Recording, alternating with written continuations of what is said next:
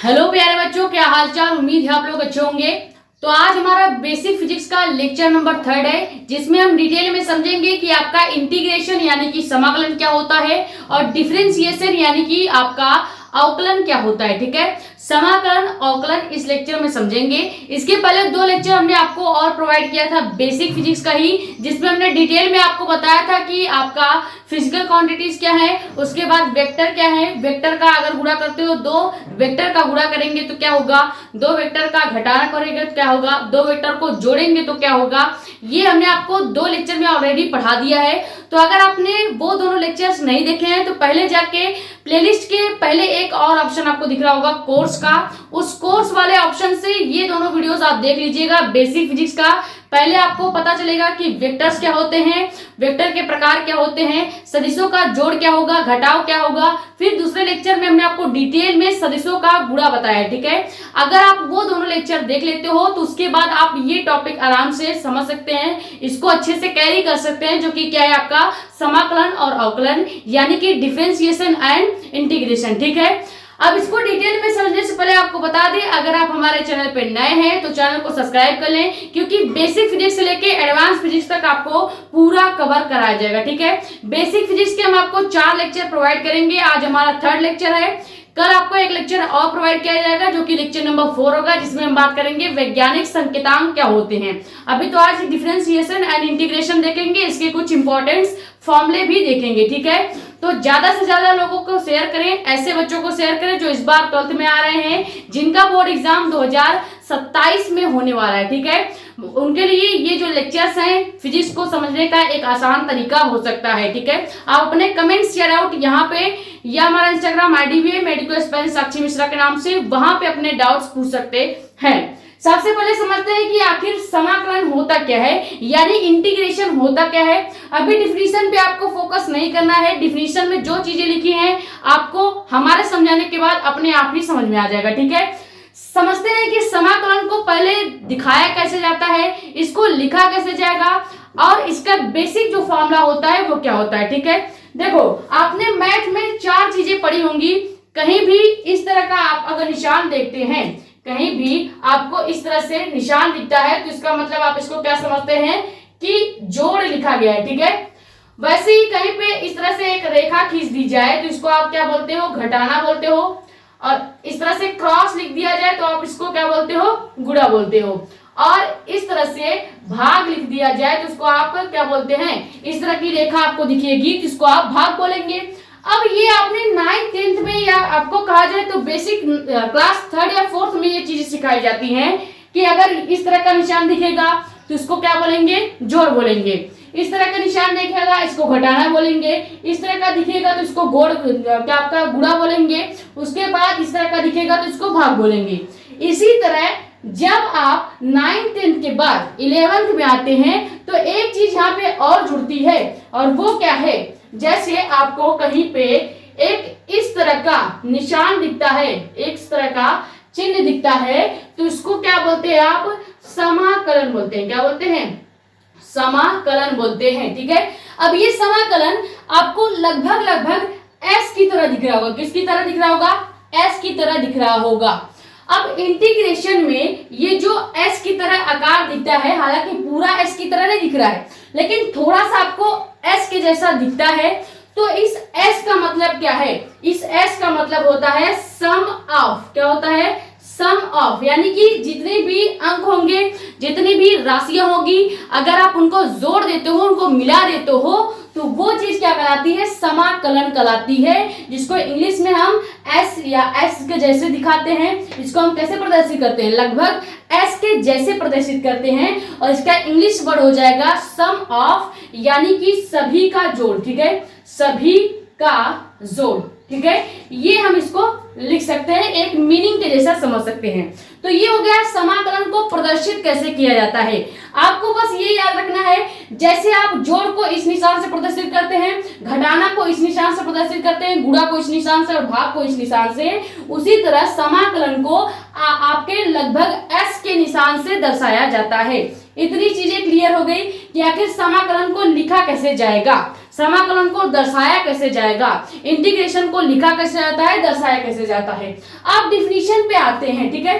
ये चीजें बेसिक है, आपको केवल जानकारी के लिए हमने बताया है, बाकी आप चाहो तो नोट भी कर सकते हो।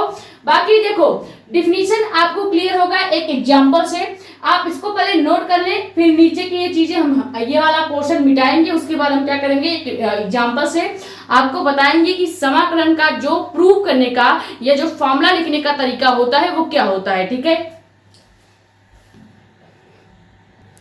हो गया। अब देखो समाकलन जो होता है ये एक तरह से जोड़ का ही प्रक्रिया है। जैसे आप 9th 10th में नॉर्मली क्या करते थे, 2 और 2 जोड़ देते थे तो 4 आ जाता था। तो यहाँ पे समाकलन का मतलब ये है कि अगर आपको 2 से अधिक अंक दिया जाए या 3-4 अंक दिया जाए या बहुत सारी राशियां दे दी जाए और आपको कहा जाए कि उन सबको जोड़ो, तो उसके लिए आप क्या प्रयोग करते हैं, उसके लिए आप इंटीग्रेशन यानी कि समाकलन का प्रयोग करते हैं। नॉर्मली आपको जोड़ना होगा चीजों को, तो आप क्या करेंगे, इस वाले जोड़ का प्रयोग करेंगे जो 9th 10th में हम किया करते थे। लेकिन जब आपको एक कोई छड़ दे दिया जाए, एक कोई वस्तु दे दी जाए और उसके कई सारे टुकड़े कर दिए जाएं और बोला जाए इसको जोड़ के बताओ, तो उसको जोड़ने के लिए आपको समाकलन का यानी इंटीग्रेशन का यूज करना पड़ेगा। जैसे हम मान लेते हैं, सपोज एक एग्जांपल लेते हैं कि हमारे पास एक ऐसी छड़ है जिसका मापन हम किसी भी स्केल से, किसी भी मापक यंत्र से नहीं कर सकते, तो हम उसको कैसे मापेंगे, ठीक है। मान लो हमारे पास क्या है, एक इस तरह से बहुत लंबी छड़ है, ठीक है। अभी यहाँ पे इतनी लंबी तो नहीं बन पाई है, लेकिन आपको मानना है, ठीक है। जैसे ही हमारे पास इतनी लंबी छड़ है कि हम इसको किसी भी स्केल से, किसी भी मीटर से या किसी भी वस्तु से नहीं माप सकते, तो हम इसको कैसे नापेंगे, कैसा इसका मान निकालेंगे, ठीक है। तो हमको क्या करना पड़ेगा, इस छड़ के हम क्या करेंगे, इस छड़ को मान लेते हैं कई सारे, इस छड़ के हम छोटे छोटे टुकड़े कर देते हैं, ठीक है। जब इस छड़ के हम कई सारे छोटे छोटे टुकड़े कर देंगे तो इस छड़ को मापना क्या हो जाएगा, आसान हो जाएगा। और यही है आपका समाकलन, ठीक है। यानी कि अगर कोई वस्तु जो बहुत बड़ी है, जिसका मापन किसी भी मापक यंत्र से या स्केल से करना असंभव है, तो उसको हम क्या करेंगे, पहले छोटे छोटे टुकड़ों में बांटेंगे। यानी मान लो कोई आपका ये जो छड़ है वो क्या है, एक x लंबाई का छड़ है, ठीक है। मान लेते हैं ये आपका x लंबाई का या x दूरी का छड़ है, तो इसका एक छोटा सा अगर टुकड़ा काट लिया हमने, मान लो इतना टुकड़ा हमने काट लिया है, तो ये छोटे से टुकड़े की लंबाई मान लो हमने कितना मान लिया, dx, क्या मान लिया, dx मान लिया।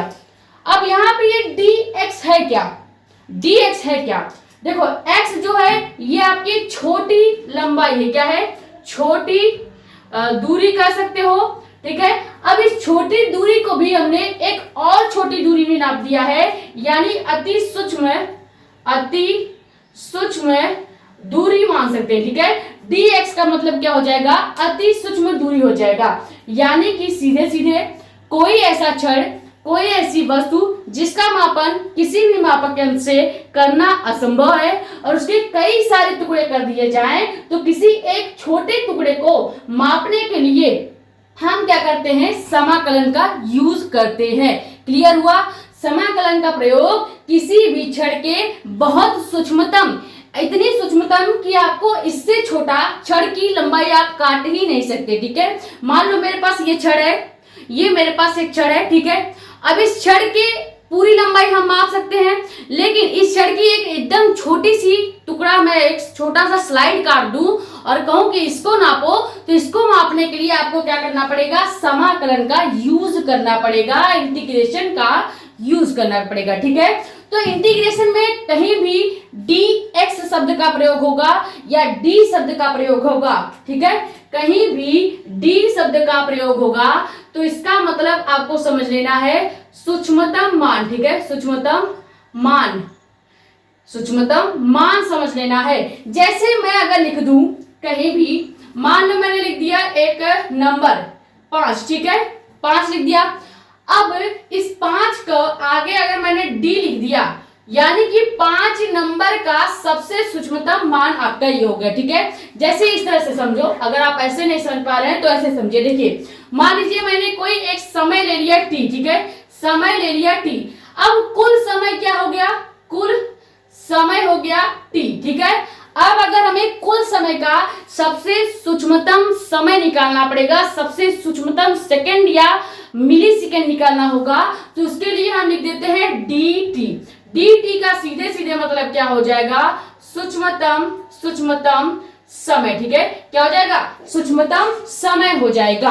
अब अगर हम इस dx के लिए इंटीग्रेशन का फॉर्मूला जनरेट करेंगे तो क्या जनरेट करेंगे, सबसे पहले हम लिखेंगे समाकलन का निशान, क्योंकि मेन यही है। देखो हमने इसको लिखा है, इसका मतलब क्या है, समाकलन है, तो समाकलन का निशान हो गया।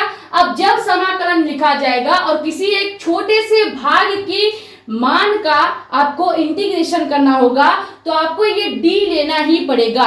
d का सीधे सीधे मतलब समाकलन से है। ठीक है, कहीं भी d लिखा है इसका मतलब समाकलन किया जा रहा है। ठीक है, अब अगर ये निशान है तो d आपका क्या होगा, इसके अंदर वेरिएंट के रूप में कार्य किया जाएगा, लेकिन ये निशान जब हटता है तो d भी आपका हट जाएगा। अभी आपको एग्जांपल से हम समझा देंगे। ठीक है, तो मान लो इस dx दूरी के लिए हमको क्या करना है, एक आपका समाकलन का फॉर्मूला जनरेट करना है। इस क्षण के लिए हमें क्या करना है, समाकलन का फॉर्मूला बनाना है। तो हम क्या करेंगे, पहले इंटीग्रेशन लिखेंगे, फिर हमें ये d लिखना ही पड़ेगा और d के साथ हमेशा आपका कोई एक चर आता है। जैसे यहाँ पे d के साथ हमने क्या लिया है, हमने मान लिया है पूरे छड़ की जो दूरी है वो कितनी है, x लंबाई की छड़ है। ठीक है, अब इस x लंबाई की छड़ का एक छोटा टुकड़ा लिया तो dx लिख दिया। अगर इसी का एक छोटा एरिया लेते तो dA लिख देते। ठीक है, समझ में आया, मतलब इस छड़ की पूरी जो एरिया है, पूरा जो क्षेत्रफल है वो आपका क्या है, a है। लेकिन अगर छोटा सा क्षेत्रफल हम काट लें तो ये क्या हो जाएगा, dA हो जाएगा। क्या हो जाएगा, dA हो जाएगा। सेम उसी तरह पूरी लंबाई x है, छोटी लंबाई dx है, पूरा क्षेत्रफल a है, छोटा क्षेत्रफल dA है। d का मतलब है छोटा। मान लो मैं हूं, मैंने अपने नाम के आगे d लगा दिया। ठीक है, मेरा नाम मान लो आपके हिसाब से साक्षी है, तो मैंने अपने नाम के आगे d लगा दिया, यानी छोटी साक्षी आप कह सकते हो। इसी तरह से किसी भी अंक के सामने, किसी भी सदिश के सामने, किसी भी राशि के सामने d लिखा है मतलब छोटा अंक, छोटी राशि, छोटा नंबर की बात की जा रही है। ठीक है, मान लो s लिखा है, s के सामने d लिख दिया जाए तो मतलब s की सबसे सूक्ष्मतम क्या हो जाएगा, मान हम निकाल रहे हैं। ठीक है, इसी तरह से हमेशा आपको इंटीग्रेशन करते वक्त हमेशा एक बार ये d लेना ही पड़ेगा और d के साथ एक हमेशा क्या लगता है, चर लगता है। इस x को हम क्या कहेंगे, इस x को हम कहेंगे चर। अब जरूरी नहीं है कि d के साथ हमेशा चर के रूप में x ही हो सकता है यहाँ पे d के बाद y भी हो सकता है, z भी हो सकता है, t भी हो सकता है यानी समय भी हो सकता है, a भी हो सकता है यानी कि त्वरण भी हो सकता है। x मतलब आपकी हो जाती है विस्थापन, विस्थापन को हम x से दर्शाते हैं। यहाँ पे अगर d के बाद a लिखा होगा इसका मतलब हम त्वरण की बात कर रहे हैं, यानी त्वरण की सूक्ष्मतम मान को निकाल रहे हैं। x लिखा है यानी विस्थापन का सूक्ष्मतम मान निकाल रहे हैं। अब समाकलन का मतलब यही है कि हम क्या करते हैं, किसी भी चर का, किसी भी राशि का सूक्ष्मतम मान निकालते हैं जिसको हम d करके उसको प्रदर्शित करते हैं। ठीक है, मान लो हम इस चर का सूक्ष्मतम मान निकाल रहे हैं x का, तो x के आगे हम लिख देंगे d और इसके आगे एक हमेशा फलन जुड़ता है, फंक्शन जुड़ता है और वो फंक्शन आपका हो जाता है क्या, मान लो f(x) आपका क्या हो गया, एक फंक्शन जुड़ गया। ठीक है, आपको ये चीज याद रखना है, कहीं भी x लिखा है मतलब चर की बात हो रही है, कहीं भी f(x) लिखा है f का मतलब हो गया फलन। ठीक है, फलन या इसी को हम फंक्शन भी कहते हैं। क्या कहते हैं, फंक्शन भी कहते हैं। तो ये एक फॉर्मेट आ गया हमारे पास, एक फॉर्मेट बन के आ गया, समाकलन को लिखने का एक तरीका बन के आ गया। ठीक है, कहीं भी समाकलन को प्रदर्शित करना होगा सबसे पहले आपको एक फलन दिखेगा, जैसे यहाँ पे f(x) दिख रहा है, उसके बाद इनटू में dx दिख रहा है। d का मतलब है सूक्ष्मतम मान, सूक्ष्मतम मान के जगह पे सूक्ष्मतम समय भी हो सकता है, सूक्ष्मतम विस्थापन भी हो सकता है, एक्सेलरेशन यानी कि त्वरण भी हो सकता है। वो डिपेंड करता है कि आपने चर क्या लिया है, आपने चर यानी वेरिएंट क्या लिया है। ठीक है, ये चीज समझ में आई। अब समाकलन का परिभाषा आप देख लीजिए। हमने परिभाषा में क्या कहा है कि जो नॉर्मल आप एडिशन करते हैं, अगर उसी एडिशन को बहुत अत्यधिक संख्या में कर दी जाए तो वही आपका समाकलन कहलाता है। यानी कि समाकलन आंकड़ों को जोड़ने अथवा इकट्ठे करने की वह प्रक्रिया है जिसमें आंकड़ों की संख्या अत्यधिक हो। यही तो हम कब से समझा रहे हैं। यानी कि एक प्रॉपर छड़ है जिसको हम नाप सकते हैं, तो आप नॉर्मल एडिशन करेंगे, नॉर्मल जोड़ करेंगे। लेकिन इसी छड़ के 1000 टुकड़े या 10,000 टुकड़े या 10 मिलियन टुकड़े कर दिए जाएं, तो क्या आप इस छड़ को नाप सकते हैं? नहीं। तब आपको इस छड़ के मान को जोड़ने के लिए इंटीग्रेशन करना पड़ेगा, समाकलन करना पड़ेगा। ठीक है, यानी एक छड़ हो, नॉर्मल मान निकालना है, नॉर्मल एडिशन कर देंगे। अगर इसी के कई सारे छोटे टुकड़ों का मान निकालना है, जैसे मैंने एक छोटा टुकड़ा क्या लिया था, dx लिया था, इस छोटे टुकड़े का अति सूक्ष्म विस्थापन, यहाँ पे दूरी की जगह आपने विस्थापन का लेना है, क्योंकि x आपका क्या होता है, विस्थापन होता है। ठीक है, तो ये x मतलब क्या हो गई, छोटी विस्थापन। अब dx मतलब क्या हो गया, अति सूक्ष्म विस्थापन, यानी एक छोटे मान का भी बहुत छोटा अंश। ठीक है, समझ में आ गया। dx का मतलब है सबसे छोटा विस्थापन। क्लियर। dA होता सबसे छोटा आपका त्वरण हो जाता, dA के बाद हो गया आपका सबसे छोटा त्वरण, x हो गया आपका सबसे छोटा विस्थापन। इसी तरह आपका dl होता मतलब सबसे छोटी लंबाई, dA होता सबसे छोटा क्षेत्रफल, बड़ा A होता। ठीक है, तब देखो यहाँ पे अगर हम लिख दें D और कैपिटल A, यानी कि क्षेत्रफल का सबसे छोटा सूक्ष्मतम मान हम निकाल रहे हैं। क्लियर। ये इंटीग्रेशन समझ में आया आपको कि नहीं? एक तरह से समाकलन की परिभाषा क्या है, समाकलन को प्रदर्शित कैसे किया जाएगा वो हमने बता दिया। जैसे जोड़ को आप ऐसे प्रदर्शित करते हैं, समाकलन को हम आधे s के जैसा प्रदर्शित करते हैं। अगर देखा जाए तो ये लगभग s के समान ही दिखता है। s का मतलब होता है सम ऑफ। ठीक है, यहाँ पे समाकलन में जो s आ रहा है इसका मतलब होता है सम ऑफ। सम ऑफ का मतलब है सभी का जोड़। जितने भी खंड होंगे इस छड़ के, जितने भी टुकड़े होंगे इस छड़ के, उन सभी का जोड़ ही क्या कहलाएगा, समाकलन कहलाएगा।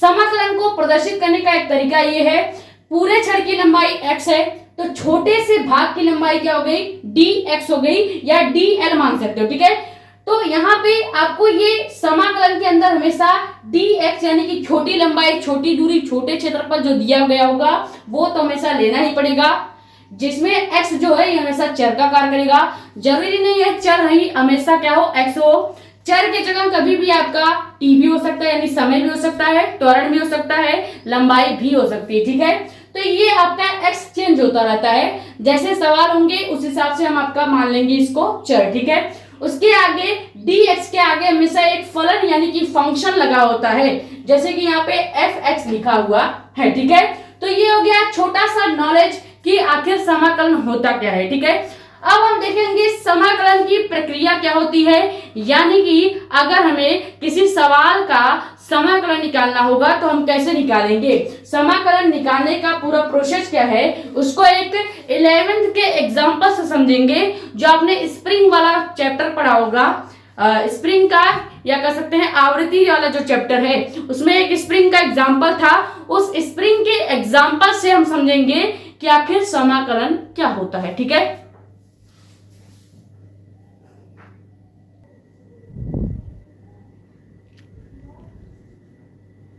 तो आप समझते हैं कि समाकलन की प्रक्रिया क्या है, यानी कि प्रोसेस ऑफ इंटीग्रेशन क्या है। ठीक है, प्रोसेस ऑफ इंटीग्रेशन को समझने के लिए आपको एक 11th का एग्जांपल लेना पड़ेगा, जो कि हम लेते हैं स्प्रिंग के टुकड़े का। ठीक है, मान लेते हैं कोई एक स्प्रिंग का टुकड़ा इस छड़ से जुड़ा है। ठीक है, ये आपका छड़ हो गया, इसके साथ हमने एक स्प्रिंग का टुकड़ा क्या कर दिया है, स्प्रिंग लिया है, और इस स्प्रिंग से हमने कोई एक m द्रव्यमान का पिंड यहाँ पे जोड़ दिया है। ठीक है, कितने द्रव्यमान का पिंड जुड़ा है, m द्रव्यमान का पिंड, यानी ये जो पिंड है, ये जो पिंड है इसका द्रव्यमान कितना है, m है। ठीक है, अब इस m द्रव्यमान के पिंड पे हम कोई एक बल लगा रहे हैं जिसको लिख रहे हैं F, ठीक है। लगने वाला बल क्या है? F है। लेकिन अभी ये जो बल लगा है उससे ये पिंड और स्प्रिंग में कोई परिवर्तन नहीं हो रहा है, यानी बल अभी क्या है? प्रॉपर रुका हुआ है, ठीक है।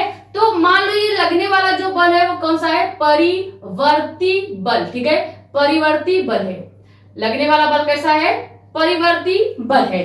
अब अगर हम सपोज करें, माने कि हमने ये जो बल लगाया है, इस बल की वजह से अब ये स्प्रिंग क्या कर रहा है? विस्थापित हो रहा है, यानी इसका एक विस्थापन हो रहा है, ठीक है। जब इस स्प्रिंग पर हमने बल को लगाया तो अब ये पिंड स्प्रिंग के दबाव से, या कह सकते हैं बल के प्रेशर से क्या करेगा? सिकुड़ेगा।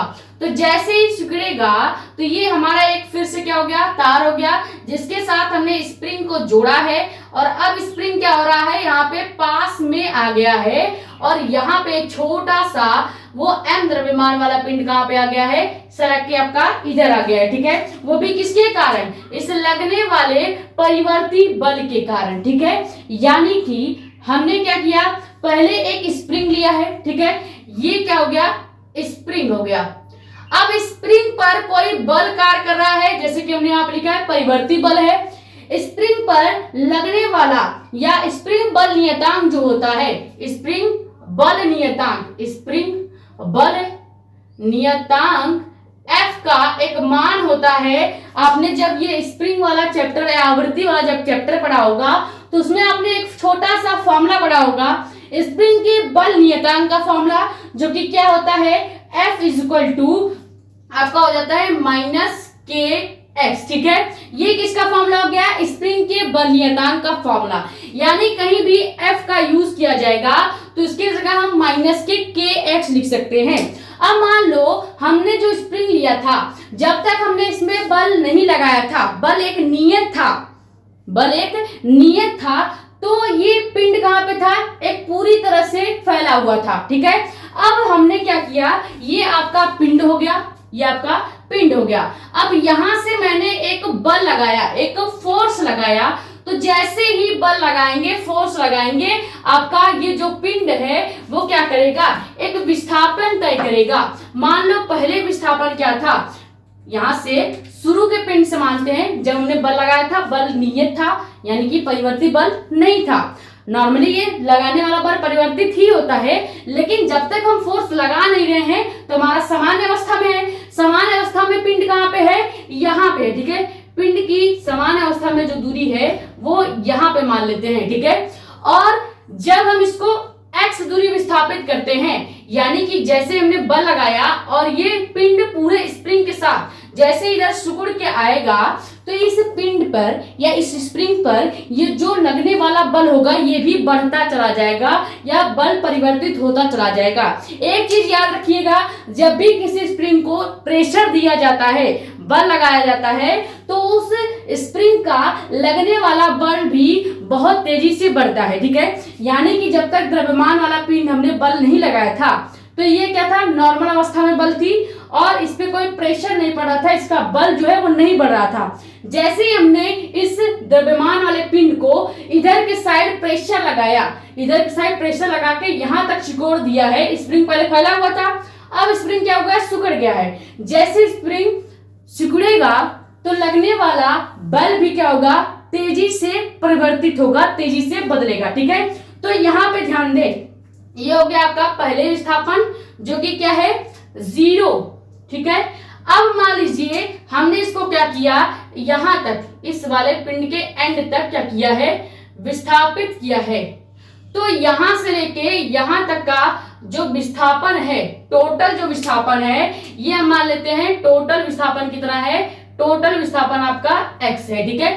पूरे यहां से लेके, यानी कि इस पिंड के शुरुआती प्रारंभिक विस्थापन कितना है? 0, और इस पिंड को अंतिम विस्थापन क्या है? अंतिम विस्थापन आपका मान लेते हैं x है, ठीक है। ये समझ में आया या नहीं? किसी भी पिंड पर जब बल लगाया जाएगा नॉर्मली अवस्था में, तो ये क्या होगा? प्रारंभिक विस्थापन 0 को प्रदर्शित करेगा। जैसे ही ये बल लगाया और ये द्रव्यमान थोड़ा सा इधर सरक के आया है, यानी x दूरी का हमने विस्थापन कर दिया है, तो अब अंतिम विस्थापन कितना शो करेगा, x शो करेगा। ठीक है, अब आपको ध्यान देना है कि हमने क्या बताया था, समाकलन का मतलब है किसी एक क्षण का या किसी एक लंबाई या विस्थापन का छोटा सा भाग ही हमने निकालना होता है। ठीक है, तो मान लीजिए ये जो विस्थापन है, पहले प्रारंभिक विस्थापन 0 था, जब तक हमने F लगाया था, परिवर्तित F था, यानी कि लगने वाला बल परिवर्तित था, लेकिन विस्थापन कितना था, 0 था। जैसे ही हमने इस पिंड को ढकेला, ठीक है, इसको क्या किया, धक्का दिया, और धक्का दिए देकर हमने यहां तक क्या किया, विस्थापित कर दिया, तो विस्थापन हो गया x। क्लियर, प्रारंभिक विस्थापन 0 था, अब हो गया x। अब हमें इस रेखा के मान को निकालना है, यानी कि हमने मान लिया इस दूरी का या इस विस्थापन का छोटा सा भाग हम निकाले। ठीक है, मान लो मैंने इस विस्थापन का छोटा सा भाग dx निकाल लिया। ठीक है, क्या निकाल लिया, dx निकाल लिया। नॉर्मली पूरा विस्थापन कितना है, x है, हमने कहा है पूरे विस्थापन का छोटा सा भाग निकालेंगे तो dx निकल के आएगा, और इस dx पे लगने वाला बल F होगा और लगने वाला कार्य क्या होगा, dw होगा, क्योंकि हमारा विस्थापन कितना है, सूक्ष्मतम विस्थापन है, तो कार्य भी कितना होगा, सूक्ष्मतम ही होगा ना, सूक्ष्मतम कार्य होगा। ठीक है, क्यों, क्योंकि विस्थापन कितना है, विस्थापन सूक्ष्मतम है, सूक्ष्मतम है। छोटे से भाग में लगने वाला विस्थापन छोटा, तो छोटे से भाग में लगने वाला कार्य भी छोटा। क्लियर हुआ, यानी कि अगर आपको मैं बोलूं कि इस पूरे विस्थापन पर या इस दूरी पर पहले प्रारंभिक विस्थापन से लेके अंतिम विस्थापन के बीच का पूरा कार्य निकालें, तो नॉर्मली कार्य का फॉर्मूला हम लगा देते, क्या आपका कार्य का फॉर्मूला जो होता है, नॉर्मली जो हमारा कार्य का फॉर्मूला होता है W इक्वल टू बल गुणे विस्थापन, बल गुणे विस्थापन, ये लगाते। अब यहां से W वैसे ही बल हो जाएगा F, विस्थापन हमने कितना लिया है, पूरा विस्थापन कितना है, x है, तो x ले लेंगे। तो क्या यह फॉर्मूला सही होता, नहीं होता, क्योंकि बल का जो नॉर्मली फॉर्मूला लगता है, सॉरी कार्य का जो नॉर्मली फॉर्मूला लगता है बल गुणे विस्थापन, ये फॉर्मूला तब यूज किया जाता है जब लगने वाला बल जो है वो क्या है, नियत हो, रुका हुआ हो, स्थिर हो। लेकिन स्प्रिंग में बल कभी भी नियत नहीं होता, इसीलिए हमने यहाँ पे पहले लिख दिया था कि बल जो है वो क्या है, परिवर्तित है। बल क्या है, कन्वर्ट हो रहा है, बल क्या हो रहा है, बढ़ता जा रहा है। जैसे जैसे स्प्रिंग को हम क्या करें, धक्का देके इधर पास ले आ रहे हैं, तो स्प्रिंग के बीच की दूरियां क्या हो रही है, घट रही है। स्प्रिंग के बीच की दूरियां घटेंगी तो लगने वाला बल भी क्या हो जाएगा, बढ़ जाएगा। जैसे हमने इसको धक्का दिया, नॉर्मली स्प्रिंग फैला हुआ है, ठीक है, जब स्प्रिंग फैला हुआ है तो नॉर्मल बल लग रहा है, उतना प्रेशर जनरेट नहीं हो रहा है। जैसे मैंने इस गुटके को, इस पिंड को तेजी से ढकेला और स्प्रिंग सिकुड़ने लगा, तो स्प्रिंग में लगने वाला बल भी, लगने वाला दोबारा जो बल है ये तेजी से क्या होगा, बढ़ेगा। ठीक है, यहाँ पे बल क्या था, यहाँ पे बल आपका नॉर्मल था, ठीक है, नॉर्मल ही था जैसे पहले था, लेकिन सेकंड में जैसे हमने इसको सिकोड़ा बल दुगनी तेजी से बढ़ेगा। तो यही चीज तो मैंने बोला है, अगर हम कह दें कि इस और इस वाले पिंड के बीच का कार्य निकालो, तो आप कार्य का फॉर्मूला ये नहीं लगा सकते। क्यों नहीं लगा सकते, क्योंकि स्प्रिंग में लगने वाला बल परिवर्ती बल होता है, और परिवर्ती बल के लिए कभी भी कार्य का फॉर्मूला बल गुणे विस्थापन नॉर्मली ये नहीं लगता। तो कौन सा फॉर्मूला लगता है, जब भी परिवर्ती बल होगा तो हम क्या करेंगे, उसके लिए इंटीग्रेशन का प्रयोग करेंगे, यानी सूक्ष्मतम कार्य निकालेंगे। पूरा कार्य कभी नहीं निकाला जाएगा। ये कितना कार्य है, पूरा कार्य का फॉर्मूला है, पूर्ण कार्य का फॉर्मूला है, और पूर्ण कार्य तब निकाला जाता है जब बल क्या हो, नियत हो। ये समझ में आया, यानी कि अगर हम W का फॉर्मूला, कार्य का फॉर्मूला बल गुणे विस्थापन लिख रहे हैं, इसका मतलब है हम इस पूरे विस्थापन की, इस पूरे x विस्थापन का कार्य निकाल रहे हैं। ठीक है, पूरे तार के x विस्थापन का कार्य निकाल रहे हैं। तो बल तो परिवर्ती है, बल क्या है, परिवर्ती है, यानी अगर हम पूरा कार्य निकालेंगे तो कार्य का फॉर्मूला गलत आएगा।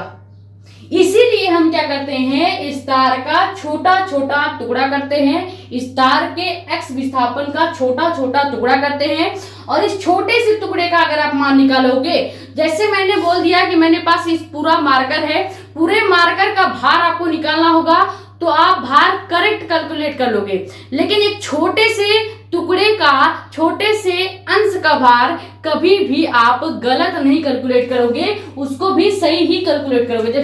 जैसे कि मान लो मैंने आपको बोला इस पूरे x विस्थापन, ठीक है, ये आपका x विस्थापन हो गया, इस पूरे x विस्थापन के क्षण का हम जब पूरा कार्य निकालेंगे, यानी कि हम यहां से लेके यहां तक कार्य निकालें, ठीक है, इतना बड़ा जब भी कार्य निकाला जाएगा तो कार्य का फॉर्मूला ये नहीं लगेगा। क्यों नहीं लगेगा? क्योंकि बल क्या है, परिवर्ती है, ठीक है। जब बल परिवर्ती होता है तो हम एक छोटे से अंश का, यानी कि केवल इतने से भाग का ही क्या निकालते हैं, कार्य निकालते हैं। जब इतने से भाग का विस्थापन कितना है, dx है, तो इस पर लगने वाला बल F ही होगा, लेकिन कार्य जो है वो छोटा हो जाएगा, यानी विस्थापन छोटा है तो लगने वाला कार्य भी dw हो जाएगा, यानी छोटा हो जाएगा।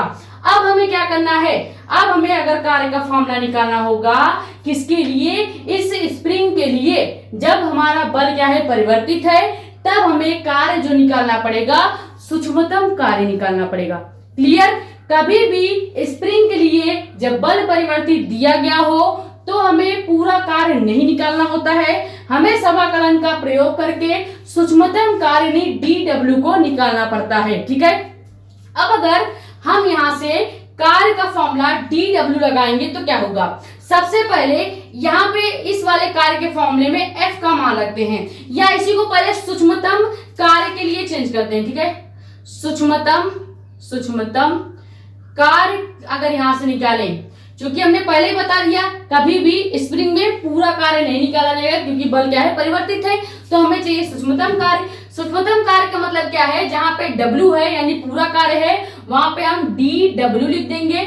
dw का मतलब है छोटा सा कार्य। इस छोटे से भाग के लिए मान लो मैं इसका टुकड़ा जो है इधर कर लेती हूँ, ठीक है। ये एक छोटा सा टुकड़ा ले लिया जिसका कार्य हो गया dw, जिसका विस्थापन हो गया dx, और इन दो इस पर लगने वाला बल कितना हो गया, F है, ठीक है। ये एक छोटे से टुकड़े का हम कार्य निकाल रहे हैं, तो dw आपका F लगने वाला वही होगा, बल आपका वही होगा, और इनटू में इस बार हम क्या लेंगे, पूरा विस्थापन नहीं ले रहे, पूरा विस्थापन कितना है x, लेकिन छोटा सा विस्थापन कितना है dx, तो छोटा सा विस्थापन हम क्या ले लेंगे, dx यहाँ पे ले लेंगे। क्लियर हुआ?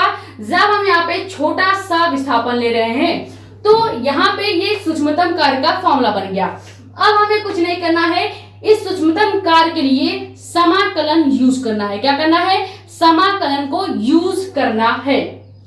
इतनी चीजें पहले समझ में आई या नहीं? हमने कुछ नहीं किया है। जब हमको एक स्प्रिंग दिया जाएगा जिसका बल नियतांक F = -kx है, और इस पर जो बल लग रहा है वो परिवर्तित है, तो इस पे दो विस्थापन होगा।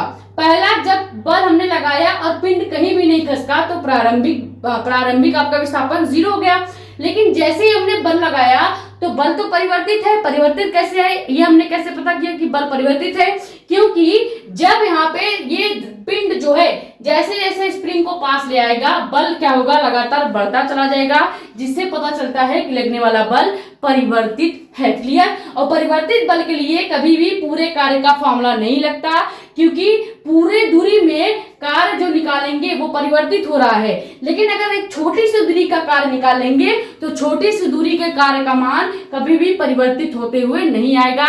इसीलिए हम इस स्प्रिंग का एक छोटा सा टुकड़ा लेते हैं और उस छोटे से टुकड़े के लिए छोटे से विस्थापन का छोटा सा कार्य निकालते हैं। क्लियर हो गया? ये चीज क्लियर हो गया होगा। इसीलिए हम क्या करते हैं, इस टोटल कार्य का जो फॉर्मूला है जो नियत बल के लिए लगता है उसको हम परिवर्तित बल के लिए सूक्ष्मतम कार्य में कन्वर्ट कर लेते हैं। क्लियर? टोटल कार्य का फॉर्मूला इसीलिए हम सूक्ष्मतम कार्य में कन्वर्ट करते हैं ताकि नियत बल के लिए जो फॉर्मूला है वो परिवर्तित बल में कन्वर्ट हो जाए। इसीलिए हम सूक्ष्मतम कार्य निकालते हैं। तो जैसे ही सूक्ष्मतम कार्य निकालेंगे तो यहाँ पे W की जगह dW और कैपिटल F की जगह कैपिटल F ही रहेगा, लेकिन X जो है पूरा जो विस्थापन है, टोटल विस्थापन जो है उसको हम एक छोटा सा छोटा सा विस्थापन ले लेंगे यानी dx ले लेंगे। ये चीज क्लियर हो गया होगा, इतना भी कठिन नहीं है, बस ध्यान से आपको समझना है। अब यहाँ पे हम लगाएंगे इंटीग्रेशन का फॉर्मूला, लेकिन उसके पहले हमें इस F का मान रखना पड़ेगा, क्योंकि हमने माना क्या है, स्प्रिंग बल नियतांक F का मान है -kx। तो जैसे ही हम इस सूक्ष्मतम कार्य के फॉर्मूला में F का मान रखेंगे तो क्या हो जाएगा, यहाँ पे आपका dw यानी सूक्ष्मतम कार्य वैसे ही रहेगा। F के जगह हमने लेना है -x, क्या लेना है, -x ले लेना है। तो मान लो हमने यहाँ पे ले लिया आपका माइनस, या फिर एक काम करो, पहले समाकलन में कन्वर्ट कर देते हैं, फिर यहाँ पे F का मान रखेंगे, ठीक है। जब समाकलन में कन्वर्ट करोगे तो हमें क्या करना पड़ेगा, अब मान लो हम इस सूक्ष्मतम कार्य को इस सूक्ष्मतम कार्य का समाकलन करने पर, ठीक है, सूक्ष्मतम कार्य का समाकलन करेंगे तो क्या करेंगे, इस dw के पहले हमें इस तरह से इंटीग्रेशन लगाना पड़ेगा, फिर लिखेंगे dw इक्वल टू F का मान हमारा क्या है, F का मान है -kx। तो माइनस के जो है हमने क्या बोला था, कहीं भी समाकलन को प्रदर्शित करने का तरीका क्या है, पहले इस तरह से आपके पास एक फलन आएगा fx और उसके बाद dx आएगा, ठीक है। अब ध्यान से देखो, dx यहाँ पे आपको दिख रहा है, तो यानी कि ये जो हमारे पास kx आ रहा है, ये किसको प्रदर्शित कर रहा है, kx आपके फलन को प्रदर्शित कर रहा है, यानी फंक्शन को बता रहा है। यानी कि अगर हम यहाँ पे f का मान -kx रख देते हैं तो उसके पहले हमें क्या करना पड़ेगा, माइनस को बाहर लेना पड़ेगा और अंदर हम रखेंगे क्या, आपका kx इंटू dx। ये समझ में आया या नहीं। अब देखो f का मान क्या था, -kx था। अब यहां से देखा जाए तो ये जो माइनस का kx है, ये पूरा fx को प्रदर्शित कर रहा है। समाकलन का बेसिक फॉर्मूला है कि पहले फलन आएगा यानी कि fx आएगा, उसके बाद dx एक चर राशि आएगी जिसका नाम होगा dx। क्लियर। तो यहाँ पे देखो ये आपका चर राशि दिख रहा है dx और इनटू में kx जो है ये इस fx को प्रदर्शित कर रहा है।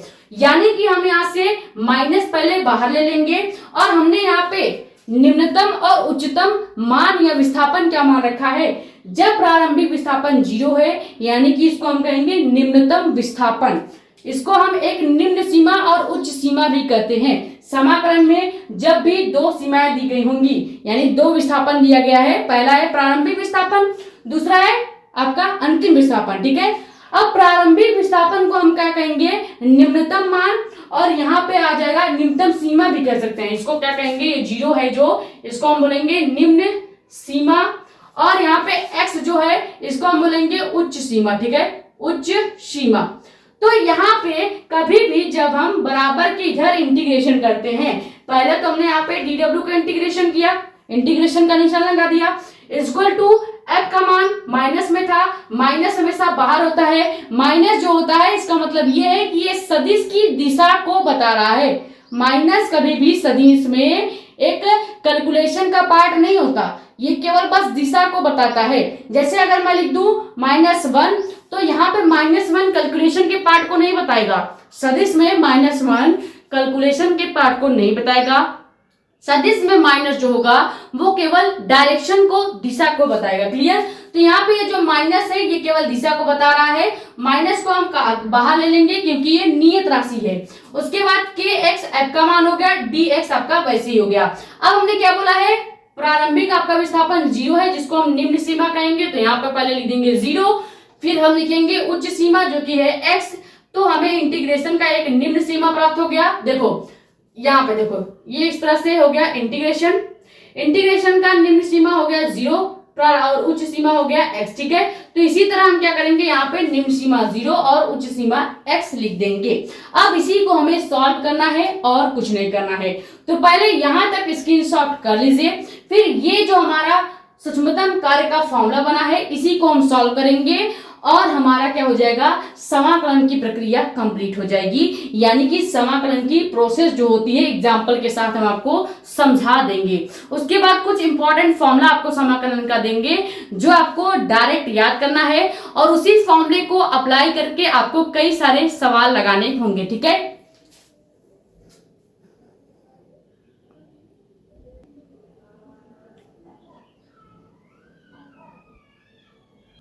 यहां पे याद रखिए जब हम सूक्ष्मतम कार्य निकालना स्टार्ट करेंगे तभी से हम क्या करेंगे, इंटीग्रेशन का यूज करेंगे। जैसे हमने यहाँ पे सूक्ष्मतम कार्य का फॉर्मूला लगाया DW, तो यहां से ही हम क्या करेंगे, इंटीग्रेशन लगा देंगे equal to integration f into dx। अब यहाँ पे जहां पे हमने f के पहले इंटीग्रेशन लगाया है वहीं से हमें निम्नतम सीमा 0 और उच्चतम सीमा x को रखना पड़ेगा, यानी इसकी सीमाएं भी रखनी पड़ेंगी। उसके बाद फिर हम f का मान रखेंगे जिसमें से हम माइनस को कॉमा कर लेंगे, माइनस को बाहर कॉमन कर लेंगे। जैसे ही माइनस को कॉमन करेंगे तो हमारे पास क्या बच गया, integration dw equal to kx into dx। अब इसी को हमें सॉल्व करना है। क्लियर, पहले इतना स्क्रीनशॉट कर लीजिए।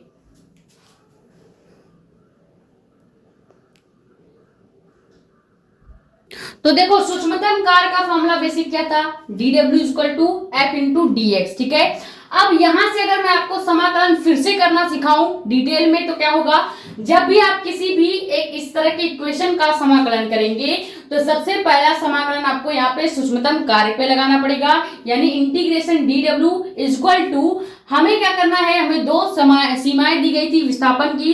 पहला था निम्न सीमा जो कि 0 है, फिर उच्च सीमा जो कि x है। ठीक है, तो हमने इस f के बाद भी क्या लगा दिया, f के पहले भी इंटीग्रेशन लगा देंगे। जैसे यहाँ पे दिया है कुछ भी आपको dw equal to f into dx दिया है, तो आपको हमेशा एक समाकलन यहाँ और एक समाकलन यहाँ लगाना पड़ेगा। अगर कोई सीमाएं दी गई है तो आपको 0 to x सीमा भी लेना पड़ेगा। ठीक है, इस तरह से इंटीग्रेशन किया जाता है।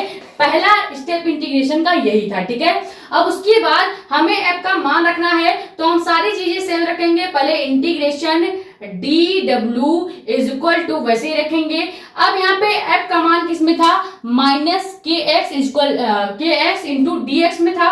तो यहाँ पे अगर हम f का मान रखेंगे तो माइनस को पहले कॉमन कर लेंगे, उसके बाद हम लगाएंगे समाकलन। ठीक है, समाकलन लगाएंगे, फिर kx इंटू dx लिखेंगे और हम सीमा क्या लेंगे, निम्न सीमा 0 और उच्च सीमा x को भी लगा देंगे। क्लियर हुआ, हमने कुछ नहीं किया है, केवल यहाँ पे f का एक वैल्यू रखा है जो कि पहले से था f into minus kx।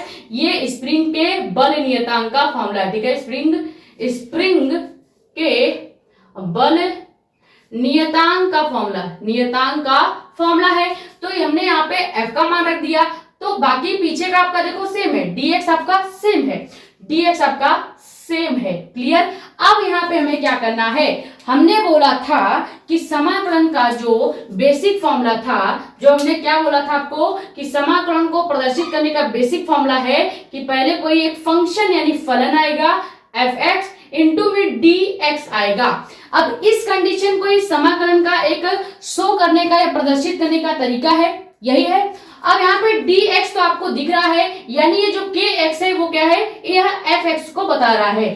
fx एक नियत राशि है, इस f और x को पूरी तरह से x को छोड़ देंगे क्योंकि x आपका क्या है, चर है। ये x आपका क्या है, चर है, और चर को लेकर ही हम क्या करते हैं, समाकलन करते हैं। यानी इस x के पहले वाला जो ये राशि है f, इसको पूरी तरह से हम बाहर ले लेंगे। अगर हम यही चीज यहाँ पे क्या करें, अप्लाई करें, तो आपका ये हो गया चर। ठीक है, ये हो गया क्या, चर हो गया।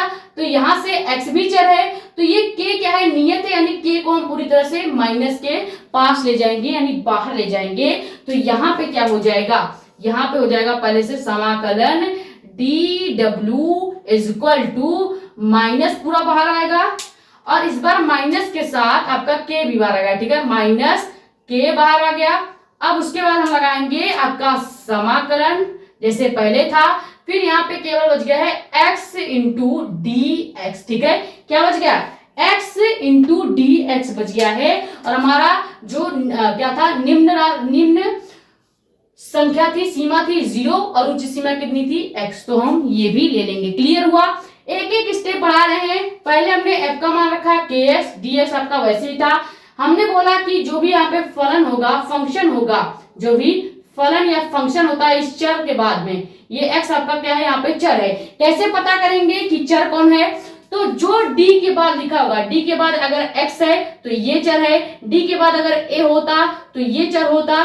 तो यानी कि जो यहाँ पे होगा वही यहाँ पे f के बाद भी होगा। यहाँ पे देखो, यहाँ पे जो d के बाद है वही f के बाद भी है, यानी कि k के बाद भी वही है। तो इसी तरह से हमने पता कर लिया कि ये आपका क्या है, चर है।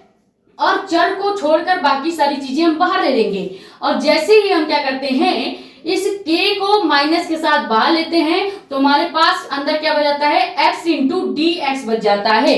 अब यहाँ पे एक समाकलन का फॉर्मूला लगेगा जो कि क्या है, इसको हम इरेज कर देते हैं। यहाँ पे एक समाकलन का फॉर्मूला लगता है, ठीक है। समाकलन का एक बेसिक फॉर्मूला है जो कि क्या है, कहीं भी अगर आपको x की power n into d x दिख रहा है, ठीक है, यहाँ पे देखो x की पावर कुछ नहीं है तो हम इसके पावर में 1 मान लेंगे, क्योंकि हमने आपको बता रखा है, बेसिक मैथ का ये कॉन्सेप्ट है कि किसी के घात में अगर कुछ नहीं है तो उसके घात में हमेशा 1 होता है। जैसे यहाँ पे 0 लिखा है, 0 के घात में कुछ नहीं है तो इसके घात में हमेशा 1 होगा। उसी तरह से यहाँ पे x लिखा है, इसके घात में कुछ नहीं था तो हमने इसके घात में 1 मान लिया, ठीक है। तो यहाँ पे देखा जाए तो ये फॉर्मूला इसी के जैसे दिख रहा है। ये हो गया x इसके पावर 1, यहाँ पे हो गया x इसके power n into d x into d x, यानी ये सेम फॉर्मूला है, ठीक है। अब इस फॉर्मूले का जो भी हम मान यहाँ पे लिखेंगे उसको हमें यहाँ पे कन्वर्ट करना पड़ेगा, ठीक है। तो x की power n into d x का फॉर्मूला क्या होता है, x n प्लस 1 बटे x आपका हो जाएगा n प्लस 1 और लास्ट में प्लस c हो जाता है। c आपका नियतांक होता है, ठीक है। लेकिन ये जो c नियतांक है 99% समाकलन के फॉर्मूले में c को हटा दिया जाता है, c को कैलकुलेट नहीं किया जाता। क्यों नहीं किया जाता वो अभी आगे हम आपको एक सवाल में बताएंगे, ठीक है। अब यहाँ पे देखो, जब हम ये वाला पूरा फॉर्मूला इस वाले कंडीशन पे रखेंगे तो देखो फॉर्मूला क्या है, x की power n into d x. यहाँ पे फॉर्मेट आपको क्या दिख रहा है, x की पावर 1 है यानी x की पावर n है। n आपका नंबर हो सकता है, n आपका क्या हो सकता है, n आपका 1 2 3 4 ये सब नंबर हो सकते हैं, ठीक है। तो इसकी जगह पे अगर हम इसी को पूरी तरह से इस पूरे फॉर्मेट को इसमें कन्वर्ट करें तो क्या हो जाएगा, तो देखा जाए यहाँ पे आपका समाकलन dw वैसे ही रहेगा, माइनस के वैसे बाहर रहेगा और यहाँ पे आपका क्या हो जाएगा, यहाँ पे आपकी निम्न सीमा 0 और एक मिनट यहाँ पे निम्न सीमा उच्च सीमा की बात अभी नहीं होगी, क्योंकि यहाँ पे हम इसको इस फॉर्मेट में कन्वर्ट कर रहे हैं ना। तो अभी निम्न सीमा उच्च सीमा को रहने देते हैं, केवल माइनस के को हम क्या लेंगे, बाहर कॉमन ले लेंगे। ये चीज समझ में आया। उसके बाद हम लगाएंगे अब ब्रैकेट, क्योंकि हम x की पावर 1 को यानी x की पावर n को कन्वर्ट कर रहे हैं। तो क्या हो जाएगा, x की पावर 1 प्लस 1, यहाँ पे x की पावर 1 है यानी हम लिखेंगे x पावर 1 है तो 1 प्लस 1 बटे फिर से n प्लस 1, n आपका क्या है 1 है तो 1 प्लस 1 इंटू में आपका क्या हो जाएगा, इंटू में आपका d यहाँ पे हट जाएगा। क्यों, क्योंकि जब समाकलन हटता है, हमने क्या बोला था, समाकलन का निशान है, इसका मतलब इसकी जगह हम dx का प्रयोग कर सकते हैं, ठीक है, कर सकते हैं। जैसे ये d हटेगा समाकलन का निशान भी हट जाएगा। यहाँ से अब d पूरी तरह से हट गया, ये dx पूरी तरह से हट जाएगा क्योंकि हमने इस फॉर्मूले में इसको कन्वर्ट कर लिया है। और कहीं भी आपको इस फॉर्मूले को कन्वर्ट करने के बाद dx नहीं दिख रहा होगा, क्योंकि फॉर्मूले का देखो, इसलिए हम आप कुछ नहीं कह सकते, ये फॉर्मूला आपको समझना ही पड़ेगा, ठीक है। x की power n into d x था, x की power n into d x ये है, ठीक है।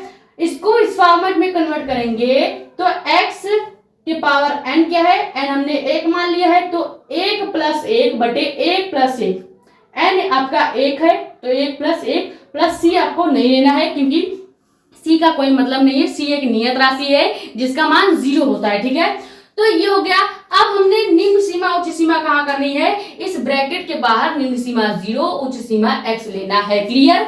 फॉर्मूला यहाँ पे लगाने के बाद हम जो निम्न सीमा है उच्च सीमा है ये वाला इंटीग्रेशन और ये d को हटा देते हैं, ब्रैकेट लगा देते हैं उसकी जगह, फिर लास्ट में हम इस निम्न सीमा और उच्च सीमा को लिखते हैं, क्लियर हो गया। अब अगर हम इसी को सॉल्व करें तो क्या हो जाएगा, इसी को सॉल्व करेंगे तो यहाँ पे अब यहाँ से देखो, जैसे ये समाकलन हटेगा, जैसे ये समाकलन हट जाएगा तो हमारा ये जो पूरा कंडीशन है ये पूरी तरह से ये पूरा समाकलन का पार्ट हट जाएगा। यानी हम जो अभी तक सूक्ष्मतम कार्य निकाल रहे थे, अब हम यहाँ पे इसको पूरे कार्य के रूप में लिख सकते हैं, यानी कैपिटल W लिख सकते हैं। क्यों? क्योंकि हमने समाकलन हटा दिया।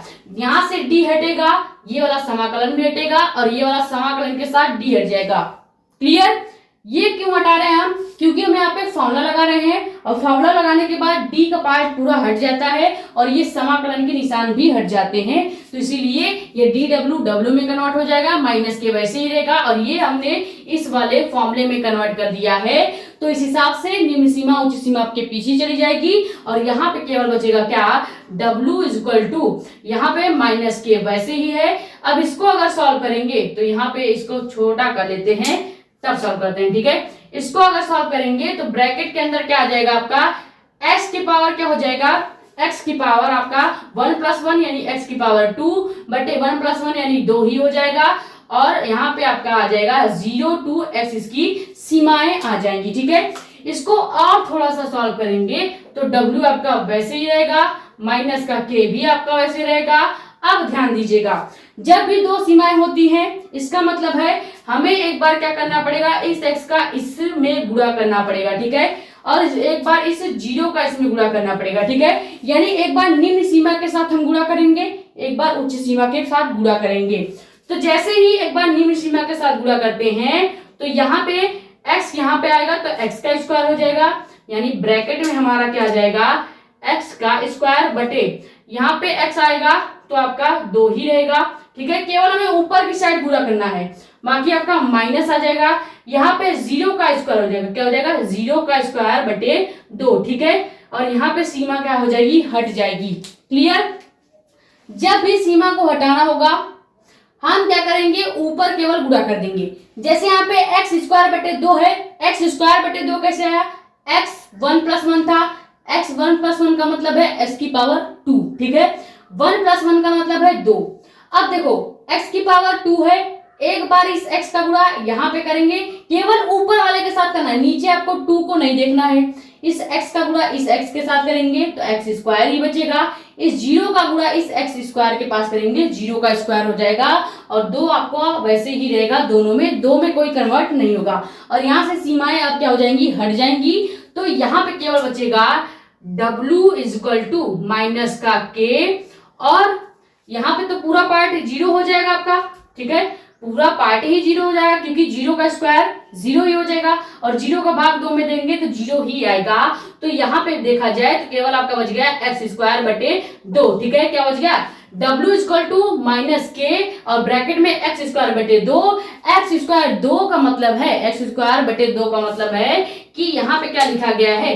यहाँ पे लिखा गया है W is equal to minus का 1/2 kx स्क्वायर, ठीक है। इसी को अगर हम व्यवस्थित करके लिखें तो ये लिख सकते हैं, यानी कि ये कार्य का जो फॉर्मूला आया है वो किसका फॉर्मूला है? स्प्रिंग के बल नियतांक का, ठीक है। स्प्रिंग के बल नियतांक के लिए कार्य, ठीक है, के लिए किया गया कार्य का फॉर्मूला आ गया। क्लियर? अब यही हमने एग्जांपल लिया था, स्प्रिंग का एग्जांपल लिया था, तो यहाँ पे स्प्रिंग के लिए किया गया कार्य का फॉर्मूला आ गया है। इसी को हमने प्रूव करके बताना था कि समाकलन कैसे होता है।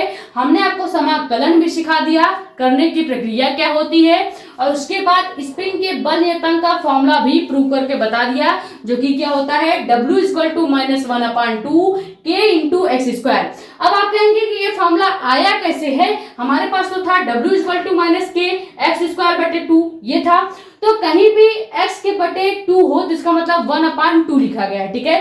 तो यहाँ पे 1/2 का 1 का स्क्वायर करोगे 1 ही आएगा, तो 1/2 हो गया, माइनस में ले लिया हमने और k को अंदर गुणा कर दिया x के स्क्वायर के पास, तो k इंटू एक्स स्क्वायर आपका क्या हो जाएगा? ये पूरी तरह से स्प्रिंग के बल नियतांक का आपके बल नियतांक के लिए किया गया कार्य का फॉर्मूला जाता है। क्लियर? तो ये हो गया समाकलन करने की प्रक्रिया। बहुत कठिन नहीं है, बस आपको कुछ चीजों को ध्यान रखना है। सबसे पहले जब भी आप समाकलन करना स्टार्ट करेंगे तो स्टार्टिंग में जिस चीज का आप समाकलन कर रहे हो बराबर की इधर आपको एक इंटीग्रेशन यानी समाकलन का निशान लगाना है उसके बाद f और dx दोनों में आपको एक समाकलन का निशान लगाना है। अगर आपके पास सीमाएं दी गई हैं तो आपको यहाँ पे सीमाएं भी लगानी पड़ेंगी, ठीक है। अब सीमाएं लगा दी हैं आपने, तो उसके बाद आपको f का मान रखना है, बाकी सब सेम रखना है। f का मान रखेंगे, सीमा भी वैसे रखेंगे। f का मान जैसे रखा है तो हमने बोला है कि f आपका क्या है, फलन है, फंक्शन है। फंक्शन को आपको पूरी तरह से नियत मानना है, बाहर करना है। चर को आपको केवल अंदर रखना है। और कैसे पता चलेगा चर कौन सा है, तो जो d के बाद दिखा होगा वही चर होगा, ठीक है। तो ये चर है, अंदर रहेगा। बाकी माइनस के हमने पूरा फंक्शन माना था तो इसको बाहर ले लिया। उसके बाद जब इस तरह से सीमाएं दी गई होंगी और ये वाला फॉर्मूला लगेगा, सबसे ज्यादा इंटीग्रेशन में कौन सा फॉर्मूला यूज आता है, x की पावर n इंटू dx। ये फॉर्मूला बहुत ज्यादा यूज आता है, तो ये फॉर्मूला आपको याद होना चाहिए, ठीक है। बाकी अभी कुछ और फॉर्मूले आपको बताएंगे, लगभग 5 से 6 फॉर्मूला आपको इंटीग्रेशन का डायरेक्ट याद होना चाहिए, ठीक है। ये फॉर्मूला सबसे ज्यादा यूज होता है तो इसको आप जरूर ही याद रखिएगा। सभी मैक्सिमम इंटीग्रेशन के सवालों में x की पावर n इंटू dx का फॉर्मूला बहुत ज्यादा यूज होता है, ठीक है। तो हमने यहाँ पे क्या किया, माइनस एक्स को कॉमन लिया और हमने ये वाला फॉर्मूला लगाया है। तो इस फॉर्मूले के अकॉर्डिंग ये पूरा जो चीज है इसी के जैसा दिख रहा है, तो ये फॉर्मूला जब लगाएंगे तो इसको इस वाले रूप में कन्वर्ट करेंगे। अब सीमाएं क्या होंगी, ब्रैकेट के बाहर चली जाएंगी और जो ये आपका इंटीग्रेशन था, ये इंटीग्रेशन का निशान, ये इंटीग्रेशन का निशान और ये डी आपका पूरी तरह से हट जाएगा। तो d और इंटीग्रेशन हटेगा तो केवल w बच गया, तो केवल w लिख दिया। माइनस के वैसे ही इसको सॉल्व करेंगे, w इक्वल टू एक्स की पावर 2 और बटे 2 है। अब सीमाओं का मतलब ये होता है कि एक बार इस जीरो का गुणा ऊपर एक्स स्क्वायर के साथ करेंगे, बटे 2 आपका वैसे ही रहेगा। फिर एक बार इस वाले x का गुणा एक्स स्क्वायर के साथ करेंगे, बटे 2 आपका अभी भी वैसे ही रहेगा, ठीक है। इसको सॉल्व करेंगे तो आपका यहाँ पे कार्य का फॉर्मूला निकल जाएगा, ठीक है। तो ये प्रोसेस हो गई, ये प्रक्रिया हो गया समाकलन की प्रक्रिया, ठीक है। इतनी चीजें आपने समझ ली। अब कुछ बेसिक नॉलेज समाकलन के बारे में और देना है, वो भी आपको बता देते हैं। उसके बाद फिर आपको समाकलन की फॉर्मूले बता देंगे, फिर हम उसके बाद अवकलन को समझेंगे, ठीक है।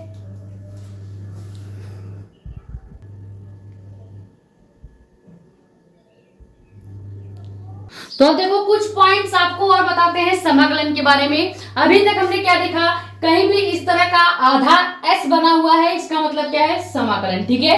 फिर हमने देखा कहीं भी dx लिखा है तो इसका मतलब ये x क्या है, चर है। ये चीजें हमने देखी। उसके बाद हमने देखा कहीं भी समाकलन के अंदर पहले एक फलन यानी f इंटू टी लिखा हुआ दिखेगा, उसके बाद एक चर राशि दिखेगी जिसको हम dt के नाम से बोलेंगे, या dx या dA या इस तरह की राशियां होंगी, ठीक है। अब यहाँ पे एक नोटिस पॉइंट ये लिखिएगा, केवल d के बाद जो राशियां आएंगी या जो भी राशियां हैं वही चर होंगी, ठीक है। अब यहाँ पे d के बाद x है यानी x चर होगा। अब यहाँ पे अगर हमने मान लिया कि d के बाद t ले लिया है तो ये t क्या हो जाएगा, चर हो जाएगा। मान लिया d के बाद हमने a ले लिया है तो ये a क्या हो जाएगा, चर हो जाएगा। मान लिया हमने d के बाद l ले लिया है तो ये l क्या हो जाएगा, चर हो जाएगा। इसी तरह से d के बाद अगर क्षेत्रफल वाला a ले लेंगे तो क्षेत्रफल a भी क्या हो जाएगा, चर हो जाएगा। ये समझ में आया आपको? यानी इसका मतलब ये पॉइंट ये कहना चाह रहा है कि d के बाद जो भी राशियां आएंगी, जो भी संकेतांक आएगा वो क्या होगा, चर होगा यानी नियत होगा। उसी को हमें बार बार कन्वर्ट करना है, उसी को हमें बार बार इंटीग्रेशन करना होगा। बाकी इसके बाहर की जो चीजें होंगे, जैसे यहाँ पे dt लिखा है, अब dt को छोड़कर यानी इस t को चर मानेंगे और ये f के बाद जो t लिखा है इसको चर मानेंगे। बाकी इस f को हम क्या करेंगे, इस समाकलन के बाहर ले लेते हैं। यही चीज लिखा है, केवल d के बाद जो भी राशियां होंगी वही चर होंगी, बाकी सभी राशियां नियत होंगी और नियत राशियों को इंटीग्रेशन के समाकलन के बाहर लिखते हैं। अगर यहाँ पे देखा जाए तो एक एग्जांपल से इस चीज को समझ लेते हैं, ठीक है। मान लो मैंने एक एग्जांपल लिया है जो कि क्या है, समाकलन 5x स्क्वायर इंटू टी और इंटू में dt, ठीक है। अब यहाँ पे ध्यान से देखो, ये तो हो गया समाकलन का फॉर्मेट। क्या होता है, फॉर्मेट होता है पहले एक फलन f x आएगा, उसके बाद dt आएगा, ठीक है। अब यहाँ पे dx है, ठीक है। अब dx की जगह आपको क्या दिख रहा है, dt दिख रहा है। हमने बोला है हमेशा x हो, ये जरूरी नहीं है यहाँ पे टी, ए और ये सब भी हो सकता है। तो डी के बाद टी है, यानी ये टी क्या हो गया, चर हो गया। यहाँ पे भी टी है, ये टी क्या हो गया, चर हो गया। तो नियत कौन सी राशि हो गई, हमने बोला है इस चर के बाद ये दोनों क्या हो गए, चर हो गए, और इस चर के बाद जो चीजें बच रही हैं यानी f क्या है, नियत है, तो f आपके इस इंटीग्रेशन के बाहर आ जाएगा। क्लियर। तो इस तरह से अगर यही चीज यहाँ पे अप्लाई किया जाए तो ये t और ये t तो आपकी चर हो गई। बचा क्या आपके पास 5x², और 5x² आपका क्या हो जाएगा, ये आपका नियत हो जाएगा। ठीक है, नियत हो जाएगा, और नियत होने का मतलब है कि ये इंटीग्रेशन के बाहर आ जाएंगे। यानी पहले हम लिखेंगे क्या, 5x², अब हम लगाएंगे इंटीग्रेशन, और उसके बाद हम लिखेंगे क्या, t इंटू dt। समझ में आया। ये होता है किसी भी समाकलन को करने का प्रक्रिया। ठीक है, फॉर्मेट याद रखिएगा, कभी भी फंक्शन के बाद x t आएगा, फिर इंटू डी टी या डी एक्स आएगा। जरूरी नहीं है फंक्शन के बाद t ही आए, ये डिपेंड करता है कि चर राशि x है, a है, t है, समय है, लंबाई है, दूरी है, क्या है। ठीक है, इस पर डिपेंड करता है। और एक चीज याद रखिएगा, समाकलन के नीचे और ऊपर कुछ नंबर दिए होते हैं। जैसे मान लो यहाँ पे 1 दिया है और यहाँ पे 2 दिया गया है, तो ये 1 क्या हो जाएगा, समाकलन का निम्न सीमा कही जाएगी, और 2 आपकी समाकलन की उच्च सीमा कही जाएगी। ये कुछ पॉइंट्स हैं जो आपको लिखना है। कहीं भी इस तरह का निशान दिखेगा, समाकलन हो गया, dx दिखेगा तो ये चर हो गया, ऊपर कोई नंबर लिखा गया समाकलन के तो यानी उच्च सीमा, नीचे लिखाई गई है तो यानी निम्न सीमा। समाकलन को दर्शाने का प्रोसेस ये है कि पहले एक फलन, फिर उसके बाद dt आ जाएगा। और यहाँ पे वही चीज है, अगर सवाल में देखा जाए तो ये तो हो गया चर, ये हो गया आपका, दोनों चर हो गए। चर को वैसे ही रहने देंगे, जो नियत राशि है, अचर राशि है, उसको बाहर कर लेंगे, यानी 5x² बाहर कर लिया, फिर हमने लगाया समाकलन, और यहाँ पे t बच रहा था और यहाँ पे dt बच रहा था, तो इन सबको समाकलन के अंदर कर देंगे। ये समझ में आ गया होगा समाकलन कैसे निकाला जाता है, होता क्या है, फॉर्मूले क्या क्या होते हैं, कुछ चीजें बेसिक हमने आपको बता दी है। ठीक है, अब यहाँ पे एक एग्जांपल और ले लेते हैं, उससे आपको और ज्यादा क्लियर हो जाएगा। ठीक है, एक एग्जांपल और लेते हैं। मान लो मैंने एग्जांपल क्या ले लिया आपका, ft, ठीक है, is equal to 2t² plus t plus 1। ठीक है, इसी को आपको समाकलन निकालना है। तो इसका समाकलन आप कैसे करेंगे, सबसे पहले इसको हम इस फॉर्मेट में कन्वर्ट करेंगे। तो अगर हम ft को इस फॉर्मेट में कन्वर्ट करें तो हम क्या लिख सकते हैं, हम लिख सकते हैं समाकलन ft into dt is equal to, ये लिख सकते हैं क्योंकि हमने बोला समाकलन को प्रदर्शित ही इसी तरीके से किया जाता है। पहले आपको ft इंटू dt लिखना ही पड़ेगा। यहाँ पे ft दिया है तो ft लिख दिया, अगर यहाँ पे dt दिया होता तो हम dt इंटू dt लिखते। ठीक है, अब इसको अगर सॉल्व करेंगे तो यहाँ पे आपका वही x की पावर n वाला फॉर्मूला लगेगा जो हमने बताया था, x की पावर n है तो हम n प्लस 1 बटे n प्लस 1 और प्लस c लगाते हैं। तो वहां पे हम एक एक के लिए वही फॉर्मूला लगाएंगे। यहाँ पे 2t² दिया गया है तो इसको हम क्या लिख सकते हैं, इंटीग्रेशन आपका 2t² प्लस t प्लस 1, ये वैसे ही रहेगा। उसके बाद लास्ट में हम एक ले लेते हैं dt। ठीक है, अब इसको अगर हम सॉल्व करें, ठीक है, इसको ब्रैकेट में करेंगे। अब इसको अगर हम फॉर्मूला लगा के सॉल्व करें, कौन सा फॉर्मूला, जो हमारा x की पावर n इंटू dt का फॉर्मूला था, क्या था, x n प्लस 1 बटे n प्लस 1 प्लस c, ये फॉर्मूला हम लगाएंगे। ठीक है, यहाँ पे एक एक के लिए, यानी पहले 2t² के लिए लगाएंगे, फिर t के लिए लगाएंगे, फिर 1 के लिए लगाएंगे। अब 1 आपका क्या है, c है, c का हमेशा मान 0 होता है, यानी हम इसको डायरेक्ट 1 को क्या कर सकते हैं, 0 कर सकते हैं। तो यहाँ से आपका आ जाएगा इंटीग्रेशन ft और इंटू में dt इक्वल टू आपका यहाँ पे समाकलन पहले आएगा। ठीक है, अब इसको अगर सॉल्व करें या फिर समाकलन हटा देते हैं क्योंकि हम ये वाला फॉर्मूला लगाने वाले हैं। जब भी ये फॉर्मूला लगाएंगे तो ये इंटीग्रेशंस और d जहां जहां है वो हट जाएगा। क्लियर, तो ये अगर हटा दिया जाए तो ब्रैकेट आ जाएगा और यहाँ पे 2 इंटू 2 प्लस 1 बटे आपका हो जाएगा क्या, यहाँ पे t 2 प्लस 1 और बटे में आपका 2 प्लस 1 हो जाएगा। क्लियर, समझ में आया कि नहीं। फिर से देखो यहाँ पे लिखा है 2t², 2 को पहले बाहर लेंगे, t को भी हम साथ में गुणा कर लेंगे। स्क्वायर यानी कि n हो गया, n+1 होता है, यानी 2 के बाद हमें 1 जोड़ देना है, और बटे में फिर से n+1 यानी कि 2+1, ठीक है। ये हो गया पहला सोल्यूशन। फिर हम डालेंगे प्लस, अब t की घात में कुछ नहीं है तो हमें t की घात में 1 मान लेना है, यानी हमें क्या करना पड़ेगा, हमें लिखना पड़ेगा सबसे पहले t फिर 1+1, क्योंकि घात हमने क्या मान लिया, t के 1 मान लिया है, यानी हमें 1+1 बटे 1+1 करना पड़ेगा, तो नीचे भी 1+1 हो जाएगा, और ये हो गया सेकेंड वाला solution.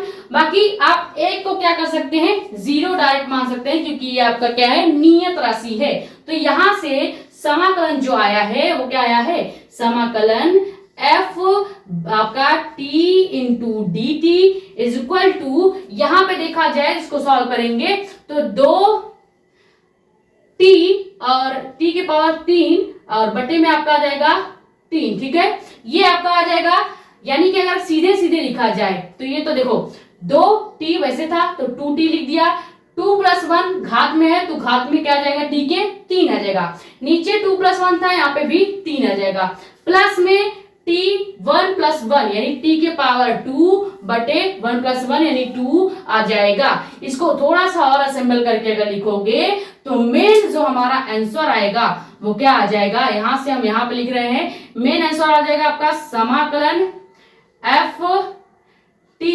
Into d t is equal to, यहाँ पे 2/3 t के पावर 3 और प्लस में t² बटे 2 आ जाएगा। यही आपका क्या आ जाएगा, इसका आंसर आ जाएगा। क्लियर, समझ में आ गया आपको, कुछ नहीं करना है। पहले देखते हैं यहां तक आपको दिख रहा है या नहीं, ठीक है। दिख रहा है, देखो हमने कुछ नहीं किया है, यहाँ पे ये वाला फॉर्मूला लगाएंगे एक एक मान के लिए। जब हम 2t² के लिए ये फॉर्मूला लगाएंगे तो 2 इंटू t² प्लस 1 2+1 हो जाएगा इस फॉर्मूले के अनुसार। सॉल्यूशन करेंगे तो यहाँ पे देखो 2t के पावर 3/3 हो जाएगा प्लस t² बटे 2 हो जाएगा। इसी को अगर लिखे तो अंक के बटे अंक लिख देते हैं, यानी 2 के बटे 3 लिख देंगे और t3 के पावर 3 को बाद में लिख देंगे, ठीक है, प्लस t² बटे 2 हो जाएगा। ये आपको तब समझ आएगा जब आप खुद प्रैक्टिस करेंगे, ठीक है। हमारे कितने भी ज्यादा कैलकुलेशन समझाने से आपको समझ में नहीं आने वाला है, क्योंकि ये कैलकुलेशन आपका पार्ट है। आप जब खुद इसे करने बैठोगे तो ही आपको समझ में आएगा कि आखिर समाकलन और अवकलन के सवाल कैसे हल किए जाते हैं, ठीक है। तो ये हो गया कुछ बेसिक नॉलेज, समाकलन को कैसे किया जाता है। पहले हमने आपको 11th का एक एग्जांपल लिया था, स्प्रिंग के बल नियतांक में किया गया कार्य वाला फॉर्मूला, उसको पहले प्रूव करके बता दिया कि उसको प्रूव करते समय समाकलन कैसे किया जाता है। उसके बाद फिर हमने आपको समाकलन की बेसिक चीजें बता दी। कहीं भी dx लिखा है तो क्या कहा जाएगा, इस तरह का निशान होगा तो क्या होगा, कहीं भी ऊपर और नीचे समाकलन की संख्याएं लिखी हैं तो उसको क्या कहा जाएगा। उसके बाद 1-2 एग्जांपल भी आपको करा दिया। अब हम बताएंगे समाकलन के कुछ 5 या 6 फॉर्मूले जो हर सवाल में काम आता ही है, ठीक है। और अगर आपने समाकलन के ये फॉर्मूले से सवाल प्रैक्टिस कर लिया तो 12th में जितनी भी बार समाकलन और अवकलन कराया जाएगा आपको कोई भी टेंशन नहीं होगा, बड़े आराम से कर लेंगे, ठीक है। ये स्क्रीनशॉट कर लीजिए, फिर समाकलन के महत्वपूर्ण फॉर्मूले देखते हैं।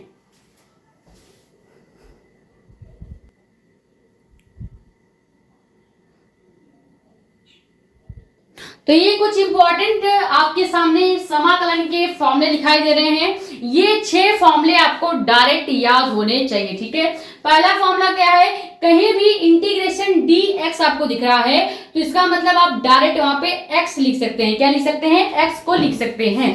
कहीं भी आपको इंटीग्रेशन 1/2 इंटू dx दिख रहा है, यहाँ पे 1/2 इंटू dx दिख रहा है तो इसका मतलब आप डायरेक्ट क्या लिख सकते हैं, log बेस e और यहाँ पे मॉड में x लिख सकते हैं, ठीक है। यहाँ पे अगर किसी के सामने ऐसे 2 पाही खींच के बीच में कोई अगर संकेतांक लिखा है तो इस दोनों पाहियों को हम क्या कहते हैं, मॉड कहते हैं। क्या कहते हैं, मॉड कहते हैं, ठीक है। ये चीज आपको पता होना चाहिए। उसके बाद थर्ड आपका फॉर्मूला क्या है, इंटीग्रेशन x की पावर n इंटू dx, जो कि सबसे ज्यादा काम आता है। ये मोस्ट इंपॉर्टेंट आपका क्या हो जाता है, फॉर्मूला हो जाता है, ठीक है। किसके लिए, इंटीग्रेशन का। इंटीग्रेशन का सबसे ज्यादा इंपॉर्टेंट फॉर्मूला जो है वो यही है, x की power n into d x. ठीक है, इसका मतलब ये है कि कहीं भी आपको ये दिखेगा तो उसकी जगह आप x की पावर n+1 बटे n+1 लिख सकते हैं।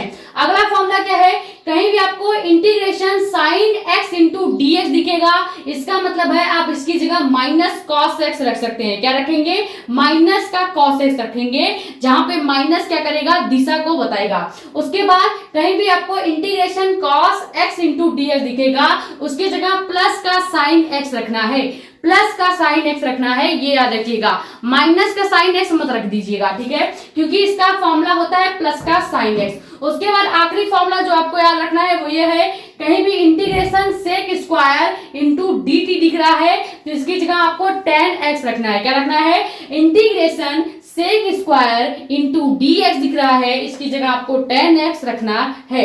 ये 6 फॉर्मूले बहुत ज्यादा इंपॉर्टेंट है। अगर आपको समाकलन के फॉर्मूले या क्वेश्चंस लगाने हैं तो ये 6 फॉर्मूले मैक्सिमम आपको याद होने चाहिए। इससे ज्यादा आपको याद करने की जरूरत नहीं है, क्योंकि 12th में जो इंटीग्रेशन है उसमें मैक्सिमम ये 6 फॉर्मूले से ही आपका इंटीग्रेशन कंप्लीट हो जाने वाला है। ठीक है, अगर 11 की बात करते तो यहाँ पे इंटीग्रेशन के आपको कम से कम 12-13 फॉर्मूले याद करने पड़ते, लेकिन हम 12th का बेसिक तैयार कर रहे हैं तो इसीलिए 12th के हिसाब से केवल 6 फॉर्मूले ही इंटीग्रेशन के आपको तैयार करने हैं। ठीक है, जिसमें सबसे ज्यादा ये 3rd वाला फॉर्मूला पर क्वेश्चन आपको दिखाई देता है क्लास 12th में। क्लियर हो गया, तो ये इंटीग्रेशन का यानी समाकलन का जो टॉपिक था वो कंप्लीट हुआ। अब ये आप स्क्रीनशॉट कर लीजिए, उसके बाद हम देखेंगे अवकलन का टॉपिक और अवकलन के कुछ इंपॉर्टेंट आपके फॉर्मूले। ठीक है,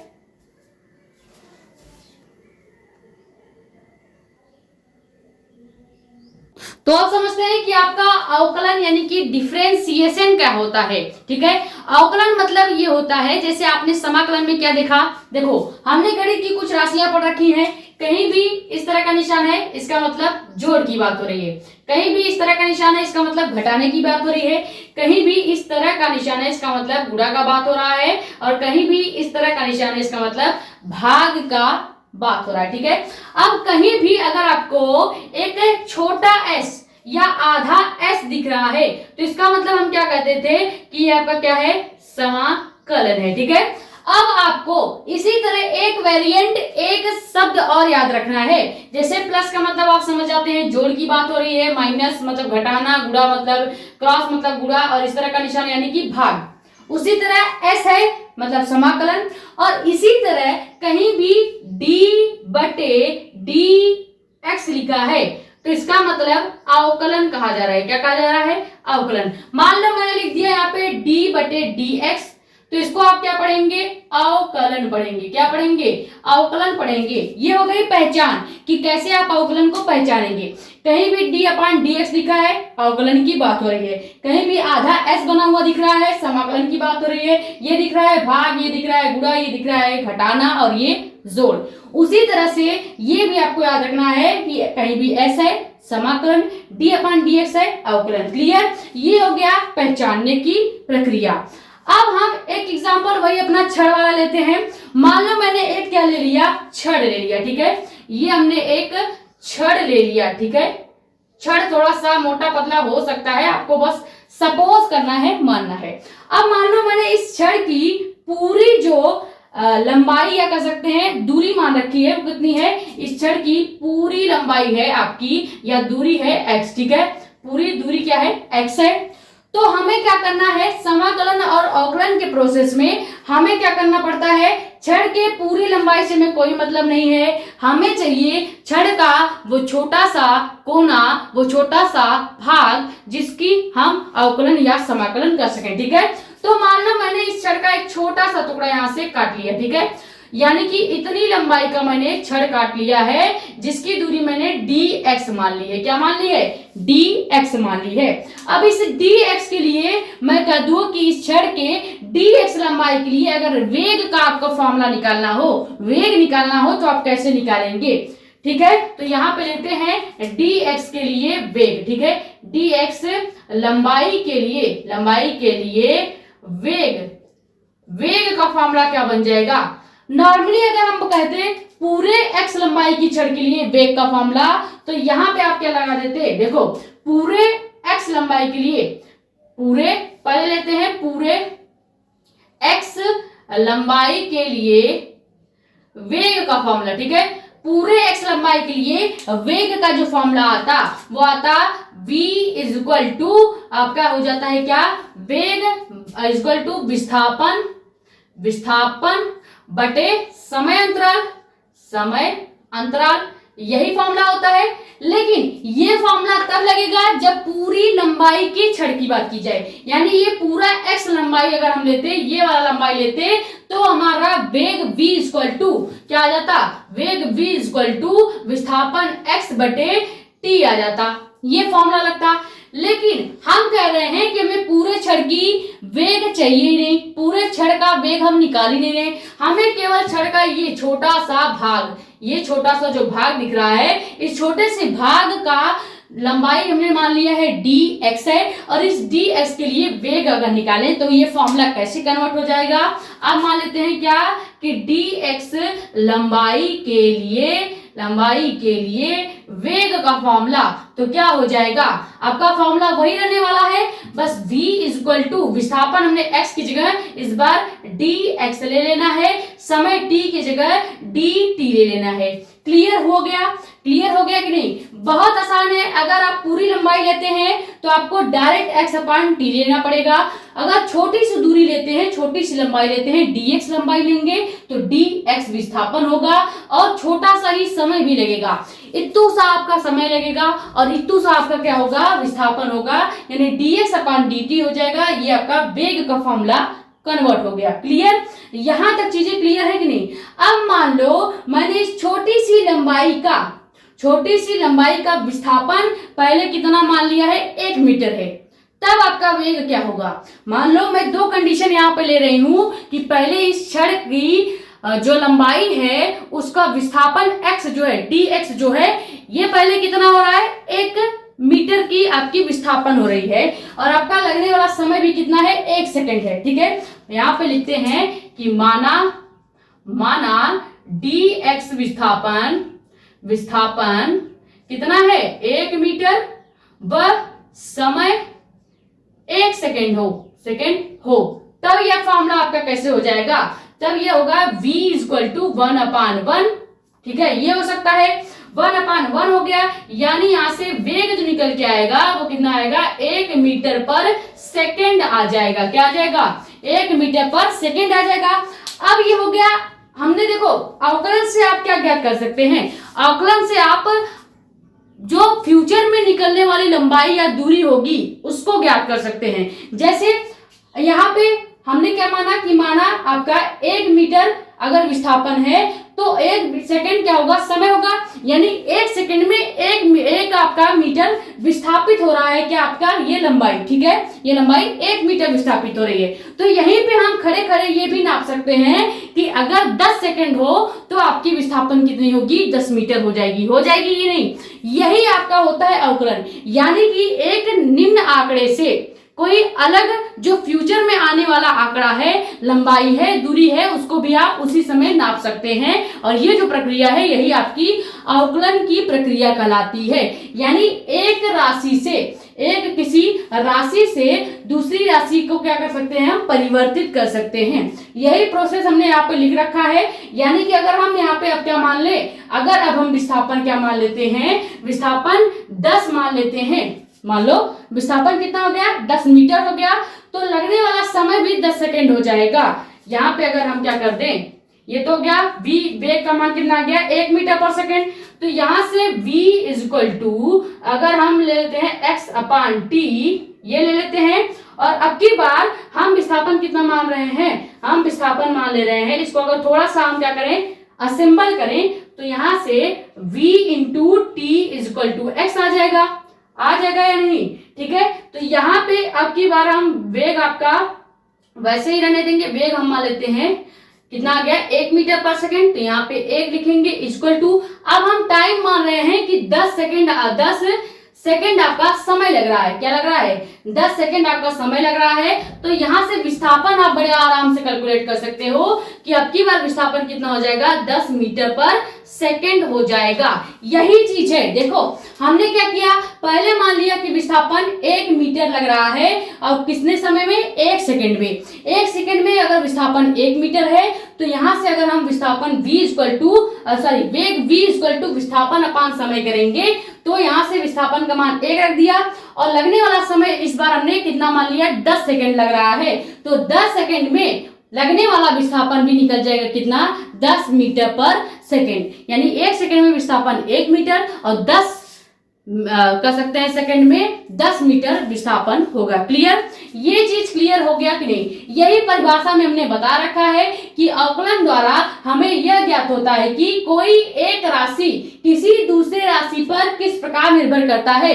जैसे यहाँ पे जो समय t है ये आपके विस्थापन पर निर्भर करता है। देखो यहाँ पे हमने समय को क्या किया, चेंज किया, विस्थापन भी आपका तुरंत मान निकल के आ गया, यानी विस्थापन भी चेंज हो गया। ठीक है, इसी तरह से वेग का आपको मान पता था, समय का मान पता था, विस्थापन आपने निकाल लिया। तो यही चीज लिखा गया है कि अवकलन का मतलब क्या है कि कोई एक राशि किसी दूसरी राशि पर निर्भर करता है तथा एक राशि के परिवर्तन होने से अगर हम dt को परिवर्तित कर दें, लगने वाला समय परिवर्तित कर दें, तो विस्थापन पर भी क्या पड़ेगा, प्रभाव पड़ेगा, यानी विस्थापन भी परिवर्तित हो जाएगा। क्लियर हो गया? ये हो गया अवकलन क्या है, परिभाषा। अवकलन समझेंगे कैसे कि अवकलन लिखा गया है, तो कहीं भी d/dx लिखा है। अब जरूरी नहीं है कि हमेशा d/dx ही लिखा हो सकता है कि d/dt लिखा हो, फॉर्मेट चेंज हो सकता है। बस आपको ये याद रखना है कि d होगा, d के बगल में x, और हमने बोला था x चर है, चर कन्वर्ट होता रहता है, बदलता रहता है, यानी कि x की जगह कभी आपको t दिखेगा, कभी l दिखेगा, कभी a दिखेगा, उसका आपको टेंशन नहीं लेना। बस ये याद रखो d के बाद जो भी राशि है वो क्या है, चर है, वेरिएंट है। क्लियर? ये हो गया आपका फॉर्मूला, पहचानने की प्रक्रिया हो गई। और ये हमने एक एग्जाम्पल से बता भी दिया कि अगर किसी भी क्षण के लिए आपको अवकलन निकालना होगा, अवकलन करना होगा, तो अवकलन का मेन कार्य क्या होता है कि अगर आपको एक राशि का मान पता है तो दूसरे राशि का मान अपने आप ही फ्यूचर वाला जो राशि होगा उसका मान भी आप निकाल सकते हैं अवकलन के द्वारा। क्लियर? अब हम देखते हैं अवकलन की प्रक्रिया क्या है। अवकलन की प्रक्रिया के लिए हम कम से कम 1 या 2 एग्जाम्पल देख लेते हैं, उसके बाद आपके अवकलन के फॉर्मूले बता देंगे, फिर ये आपका लेक्चर क्लोज हो जाएगा। ठीक है?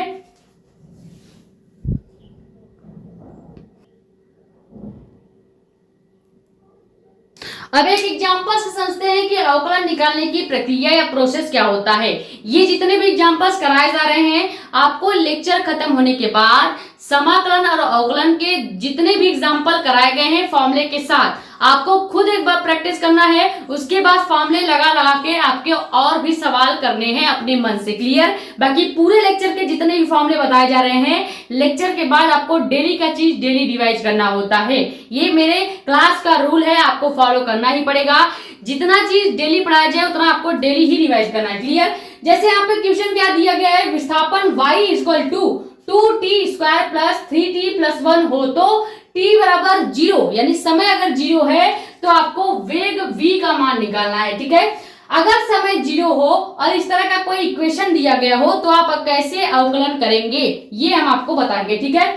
सबसे पहले हमें इक्वेशन क्या दिया गया है, हमें एक विस्थापन y का समीकरण दिया गया है जो कि क्या है, मान लो 2t² + 3t + 1 दिया गया। ठीक है? ये आपका एक समीकरण हो गया।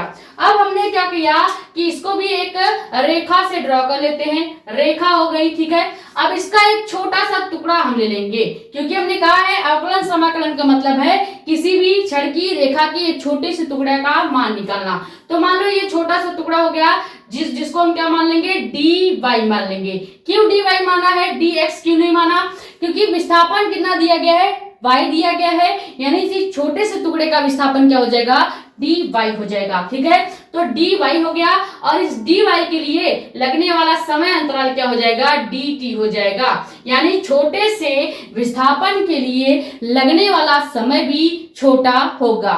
अगर हम यहाँ पे y न लेकर क्या करते हैं, dy न लेकर y लेते यानी कि पूरा विस्थापन लेते, तो यहाँ पे समय हमें केवल t लेना पड़ता, dt नहीं लेना पड़ता। क्लियर। तो यहाँ पे विस्थापन का क्या आपको निकालना है, वेग निकालना है। वेग का फॉर्मूला लगाएंगे। अब वेग का अगर फॉर्मूला लगाते हैं तो वेग का फॉर्मूला क्या होता है, विस्थापन बटे समय अंतराल। ठीक है। अब देखो विस्थापन हमारे को क्या दिया गया है, dy। क्यों, क्योंकि हमने इस छोटे से छड़ के छोटे से पार्ट का विस्थापन निकाल रहे हैं और इस छोटे से पार्ट का विस्थापन क्या माना हमने, dy माना है। यानी ये फॉर्मूला कैसे कन्वर्ट हो जाएगा, फॉर्मूला कन्वर्ट हो जाएगा v इक्वल टू dy अपान समय अंतराल क्या लिया है, dt लिया है, सूक्ष्म समय है तो समय भी dt हो जाएगा। ये फॉर्मूला हम जनरेट करेंगे। नॉर्मली फॉर्मूला क्या होता है, हमने आपको शुरू में ही बताया था कि नॉर्मली फॉर्मूला होता है v equal to x upon t, लेकिन ये तब होगा जब पूरा विस्थापन यानी पूरा लंबाई लिया जाएगा, पूरा विस्थापन लिया जाएगा और पूरा समय अंतराल लिया जाएगा। लेकिन अगर छोटे से टुकड़े का समय लेंगे तो dt समय होगा, छोटे से टुकड़े का विस्थापन लेंगे तो dy विस्थापन होगा। क्लियर। तो उसके लिए वेग का फॉर्मूला ये हो जाएगा। अब यहां से हमको करना है अवकलन। अवकलन करने का मतलब ये है कि पहले तो हमें इस d अपान dt को एक साथ लेना है, क्योंकि इसी का मतलब क्या होता है, अवकलन होता है। अवकलन को हमने क्या बोला था कि d अपान dx के रूप में दिखेगा। अब जरूरी नहीं है कि d के बाद x हो, d के बाद t भी हो सकता है, a भी हो सकता है, हमने बोला था। तो यहाँ पे देखो d अपान dt के रूप में दिख रहा है कि नहीं, d अपान dx के जैसे दिख रहा है कि नहीं। अगर यहाँ पे हम t कर दें तो सेम वही फॉर्मूला हो जाएगा, आपके अवकलन के जैसे दिखने लगेगा। तो अगर हम अवकलन करेंगे तो क्या करेंगे, सबसे पहले इस चीज को अलग करेंगे, यानी हम लिखेंगे वेग v इक्वल टू d बटे dt। ठीक है। अब y को हम क्या कर लेंगे, ब्रैकेट लगा के बाहर लिखेंगे, y को हम ब्रैकेट लगा के बाहर लिखेंगे। ये अवकलन का प्रोसेस अब यहां से स्टार्ट हो गया है। ध्यान से समझिएगा, जब भी फॉर्मूला आता है d अपान dt, ये अवकलन को प्रदर्शित कर रहा है। अवकलन को हम एक साथ ले लेंगे, जिसका अवकलन करना है, जैसे विस्थापन y समीकरण का अवकलन करना है तो पहले अवकलन को दर्शा दिया, ये आपका क्या है, अवकलन हो गया, अवकलन हो गया। और ये y का अवकलन करना है तो अवकलन के बाद हम y को लिखेंगे। अब हमें कुछ नहीं करना है, केवल y का आपको समीकरण लिखना है, यानी v equal to d upon dt वैसे ही रहेगा। y का समीकरण आपका क्या है, y का समीकरण है 2t square plus 3t plus 1। Clear, ये चीज क्लियर हुआ। अब यहाँ पे हमें एक अवकलन का फॉर्मूला पता होना चाहिए। अवकलन का एक छोटा सा फॉर्मूला याद रखेंगे, जो कि क्या होता है, d अपान dx, ये हो गया अवकलन। और अगर कहीं पे आपको x की पावर n दिख रहा है, जैसे यहाँ पे t की पावर 2 है, यानी t की पावर 2 है तो t आपका क्या हो गया, x हम मान लेते हैं और 2 को मान लेते हैं n है। ठीक है। तो ये देखो इसी के तरह फॉर्मेट में आ गया कि नहीं, यानी d बटे dt हो गया अवकलन। इस पूरे का अवकलन करना है तो एक एक वर्ड का अवकलन करेंगे। जैसे पहले करेंगे 2t स्क्वायर का अवकलन, फिर करेंगे 3t का अवकलन, फिर करेंगे 1 का अवकलन। 1 का अवकलन नहीं होगा क्योंकि 1 आपकी नियत राशि c होता है, जिसका मान हमेशा 0 होगा, चाहे समाकलन की बात की जाए या अवकलन की बात की जाए। तो ये तो आपको डायरेक्ट 0 मिल जाएगा। ठीक है। तो आपको 3t का अवकलन करना पड़ेगा और 2t स्क्वायर का अवकलन करना पड़ेगा। अब आप कहेंगे 3t का अवकलन कैसे होगा, इसके तो घात में कुछ है नहीं। तो हमने बोला था जिसके घात में कुछ नहीं होता उसका पावर 1 होता है, यानी आपको 3t पावर 1 मिल जाएगा। अब आप इसका क्या कर सकते हैं, इस फॉर्मेट में कन्वर्ट कर सकते हैं। तो देखा जाए इसका सूत्र क्या हो जाएगा, dx अपान d बटे dt या d बटे x जो है ये अवकलन हो गया, अवकलन कहा जाएगा। अब यहाँ पे किसका अवकलन करना है, 2t स्क्वायर, यानी t स्क्वायर क्या है, x की पावर n है, x की पावर n का अवकलन करेंगे तो n x और n माइनस 1, ये इसका फॉर्मेट हो जाएगा। यानी कि घात पहले आगे आएगा, n क्या है, घात क्या है, 2 है, पहले 2 हो जाएगा, फिर x क्या है आपका t है, t ही रहेगा, फिर 2 माइनस 1। हम कन्वर्ट करके दिखाते हैं। देखो यहाँ पे देखा जाए तो वेग v वैसे ही रहेगा, d अपान dt जो कि अवकलन को प्रदर्शित करता है ये भी वैसे रहेगा। अब सॉल्यूशन करेंगे तो क्या होगा, अब सॉल्यूशन करेंगे तो देखो 2 आपका वैसे ही रहेगा गुणे। अब क्या है, सबसे पहले आपको n दिख रहा है। n का मतलब है ये घात 2 की बात हो रही है, पहले 2 लिख देंगे, ठीक है, 2 गुणे 2 लिख दिया। उसके बाद x दिख रहा है, x की मतलब ये t की बात हो रही है तो t लिख देंगे। उसके बाद फिर से n माइनस 1, n क्या है 2 है तो 2 माइनस 1, ये हमने पहला सोल्यूशन कर दिया। फिर लिखेंगे बीच में प्लस, इसी तरह 3t को भी सॉल्व करेंगे। सबसे पहले n है, n यानी कि घात कितना है 1, तो 1 को पहले लिखेंगे, फिर t है तो इंटू में t लिखेंगे, फिर उसके बाद n माइनस 1 यानी 1 माइनस 1 करेंगे, ठीक है। इसी तरह 1 को भी चाहे कर सकते हो, लेकिन उसका मान 0 डायरेक्ट हमने लिख दिया है। अब इसको सॉल्व करेंगे तो क्या आ जाएगा, d बटे dt वेग v इक्वल टू, ये आ गया।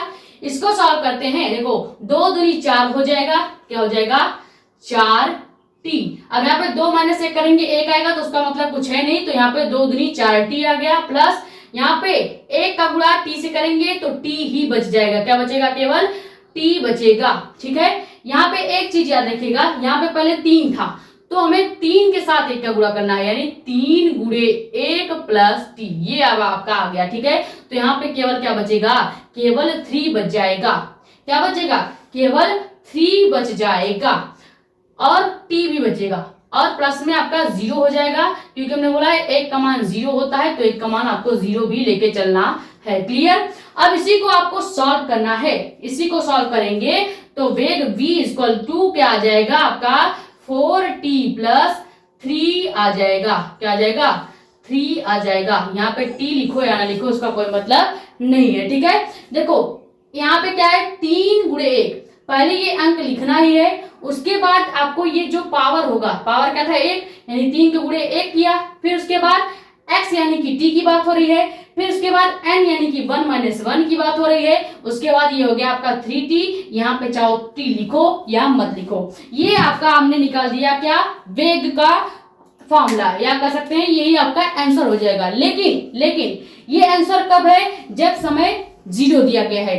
अगर हम कह दें कि समय 3 हो, यदि हम मान लें कि समय जो है, यदि समय t जो है वो कितना है 3 हो, तब क्या होगा, तो इसी में हम क्या रखेंगे, t के साथ 3 का गुणा कर देंगे, यानी कि जहां पे आपका वेग v इक्वल टू, जहां पे आपका वेग v equal to 4 into t है और प्लस का 3 है, तो यहाँ t की जगह हम 3 रख देंगे, यानी v इक्वल टू 4 गुणे 3 प्लस 3, तो 4 तिहाई 12 हो जाएगा, क्या हो जाएगा 4 तिहाई 12 और प्लस के 3, यानी कि वेग v equal to 15 metre per second आ गया, और यही आपका परफेक्ट आंसर हो जाएगा, क्या हो जाएगा, परफेक्ट आंसर हो जाएगा।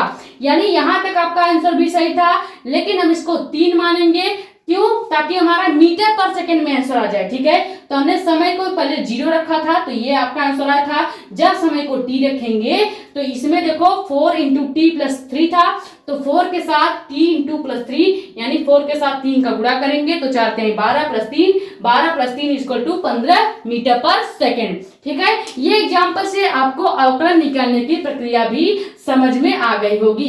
कुछ नहीं करना है, बस अवकलन का ये वाला फॉर्मूला याद रखिएगा, सबसे ज्यादा अवकलन का यही फॉर्मूला काम आता है, अभी मैं फॉर्मूले में भी आपको बता दूंगी, क्लियर हो गया। तो ये हो गया अवकलन निकालने की प्रक्रिया। अब देखते हैं एक और एग्जाम्पल जो कि सेम इसी के जैसा है।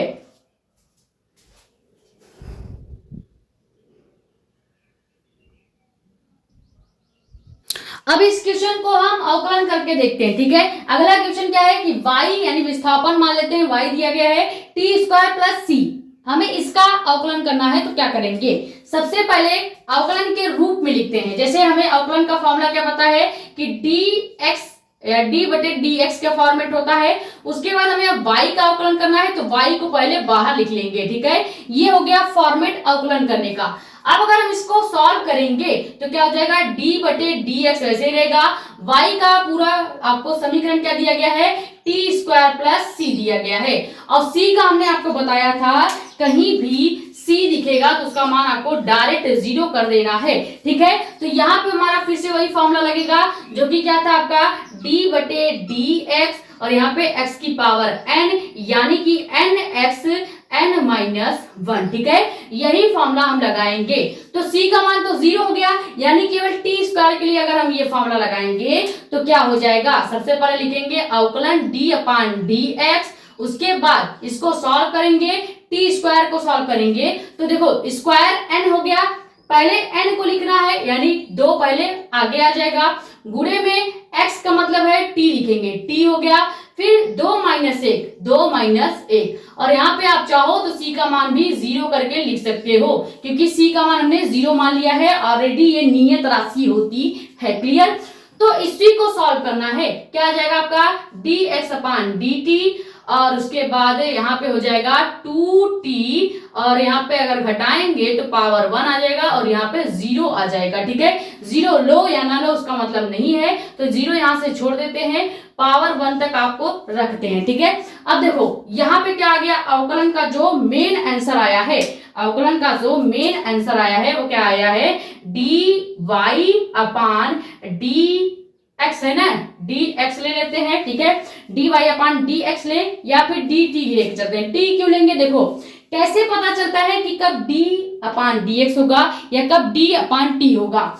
समीकरण को देखो, समीकरण क्या है, t से शुरू है, t + c है, यानी हमें यहाँ पे dx के जगह हर जगह dt लेना पड़ेगा। क्या लेना पड़ेगा, dt लेना पड़ेगा, यानी d/dt हो गया, यहाँ भी d/dt हो जाएगा और यहाँ भी d/dt ही हो जाएगा, क्योंकि इक्वेशन t का है, समय अंतराल के सापेक्ष है। देखो अवकलन हमें किसके सापेक्ष करना है, समय के सापेक्ष करना है अवकलन। ठीक है, यानी हमको टाइम t के सापेक्ष ही अवकलन करना है, तो यहाँ पे d/dt ले लेंगे, d/dt ले लेंगे और हर जगह d/dt ही ले लेंगे। बाकी अवकलन का फॉर्मेट d/dx होता है, इसके जगह t, a और ये सब हो सकता है। ठीक है, तो यहाँ पे मेन आंसर क्या आ जाएगा, dy/dt इक्वल आ जाएगा आपका 2t। ठीक है, ये आपका अवकलन का आंसर हो गया। अवकलन निकालने की बस इतनी ही प्रक्रिया है, आपको केवल ये फॉर्मूला याद रखना है। इस फॉर्मूले से ज्यादातर अवकलन आपके 99% अवकलन इसी फॉर्मूले से सॉल्व हो जाएंगे, जो कि क्या है, x की पावर n = nx1 प्लस या n-1। क्लियर हो गया, ये इतना ही फॉर्मूला आपका है।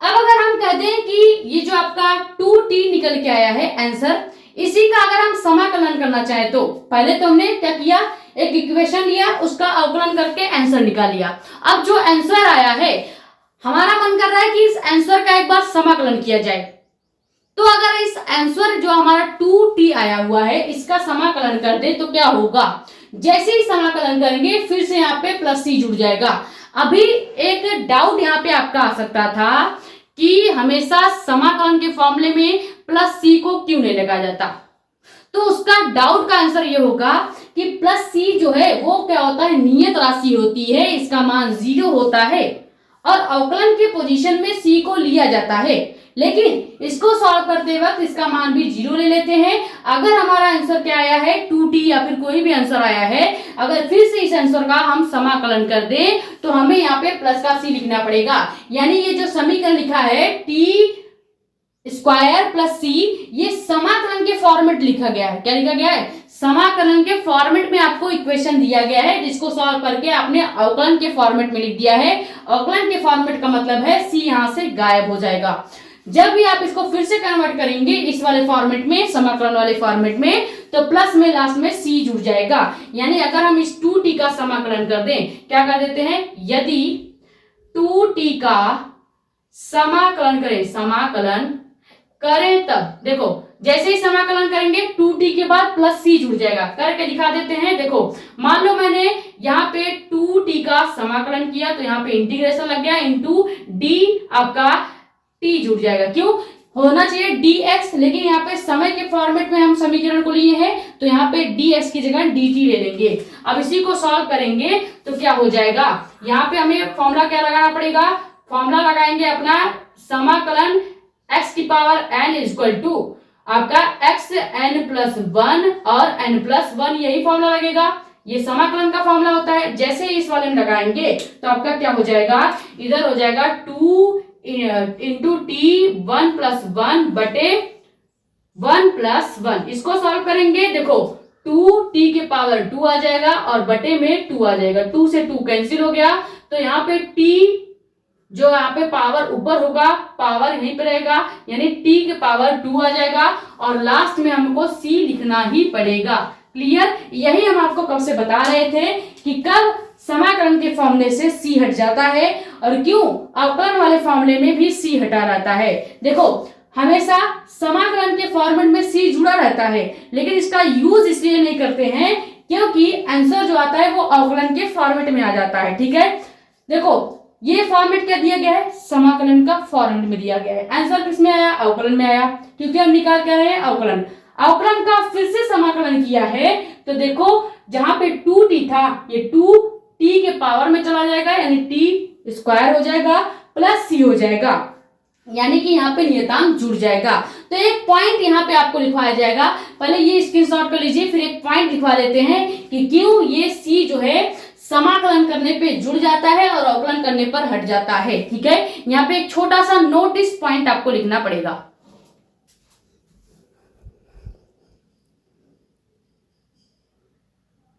अब एक छोटा सा पॉइंट लिखेंगे कि जब भी समाकलन करते हैं यानी इंटीग्रेशन करते हैं तो अंतिम में एक नियतांक क्या होता है आपका c। ठीक है, एक नियतांक c जोड़ दिया जाता है। ये c क्या प्रदर्शित करता है, ये c प्रदर्शित करता है कि अवकलन के विपरीत प्रक्रिया, यानी यहाँ पे आप समाकलन भी कह सकते हैं। ठीक है, ये c जो है वो समाकलन को प्रदर्शित करता है। ये लाइन भी आप लिख सकते हो या आप चाहो तो ये भी लिख सकते हो कि अवकलन के विपरीत प्रक्रिया को प्रदर्शित करता है। ठीक है, जिसका मान सदैव क्या होता है, 0 होता है, यानी याद रखेंगे c का मान हमेशा 0 होगा। c कोई एक नियत संख्या हो सकती है, जैसे 1 2 3 4। ठीक है, इसका मान कहीं भी संख्या दिखेगी 0 कर देंगे, कहीं भी केवल एक नंबर दिखेगा जैसे 4 दिख रहा है तो उसका मान 0 आपको कर देना है डायरेक्ट, अवकलन या समाकलन दोनों करते वक्त। क्लियर? उसके बाद मेन चीज अवकलन के कुछ इंपॉर्टेंट फॉर्मूले जो कि पूरे तत्व फिजिक्स में काम आने वाले हैं। केवल ये 5 फॉर्मूला आपको याद करना है अवकलन यानी डिफरेंशिएशन के, जो कि क्या है, पहला है dx/dt और यहाँ पे x लिखा है, केवल x लिखा है तो इसका मान आपको हमेशा 1 लेना है। क्लियर? सेकेंड आपका फॉर्मूला हो जाता है dx/dt, x की पावर n लिखा है तो इसका मतलब पहले हम इस पावर को आगे ले आएंगे, फिर t यानी कि x के साथ गुणा कर देंगे, फिर x माइनस क्या कर सकते हैं n-1 कर देंगे। ये जो सेकेंड वाला फॉर्मूला है ये 12th फिजिक्स के लिए मोस्ट इंपॉर्टेंट है। पूरे 12th फिजिक्स में सबसे ज्यादा अवकलन के फॉर्मूला यही x की पावर n वाला काम आने वाला है। ठीक है, फिर आपका थर्ड है d/dx, log बेस e की पावर x लिखा है तो इसका मतलब है इसके जगह आप 1/x लिख सकते हैं। ठीक है, कहीं भी d/dx sin x लिखा है, sin into x लिखा है, इसकी जगह आप cos x लिख सकते हैं डायरेक्ट। ठीक है, कहीं भी आपका अवकलन d/dx cos x लिखा है, इसकी जगह आप माइनस sin x लिख सकते हैं, जहां पे माइनस sin माइनस cos जो होता है ये सब आपकी दिशाओं को बताता है। ठीक है, सदिश में वेक्टर में माइनस का काम केवल दिशा को बताना है, ये कोई गुणात्मक मान नहीं होता। ठीक है, कोई कैलकुलेशन का पार्ट नहीं होता।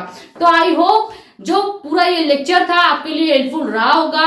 हमने डिटेल में सबसे पहले समझा आपका इंटीग्रेशन होता क्या है, उसको समझते कैसे हैं, उसका नियतांक उसकी राशि क्या होती है, उसको लिखने का तरीका क्या होता है, फिर समाकलन को निकालने की प्रक्रिया हमने समझी, एग्जांपल्स देखे, उसके फॉर्मुलेस देखे, उसके बाद फिर हमने देखा अवकलन यानी डिफरेंशिएशन क्या होता है, उसको लिखते कैसे हैं, उसका फॉर्मूला क्या होता है, फिर हमने उसको निकालने की प्रक्रिया देखी और लास्ट में हमने देखा आपके डिफरेंशिएशन के इंपॉर्टेंट फॉर्मूले। ठीक है, अब एक पॉइंट यहाँ पे आप ध्यान से सुने, जितने भी फॉर्मूले बताए गए हैं आपको अच्छे से लिख के रिवाइज कर लेना है और इनके जितने भी एग्जांपल्स हमने आपको बताए ये आपको फिर से लगाना है। उसके बाद आपको अपने मन से भी कुछ अवकलन और समाकलन के क्वेश्चंस क्लास 11 की बुक से या एनसीईआरटी से लगाने हैं। ठीक है, इतनी चीजें आप कर लेंगे, लेक्चर 1 से लेके 3rd तक रिवाइज कर लीजिएगा। अगर लेक्चर 1 या 2 नहीं देखा है तो प्लेलिस्ट के पहले एक कोर्स का ऑप्शन दिखेगा, वहां से आप जाके देख सकते हैं। ठीक है,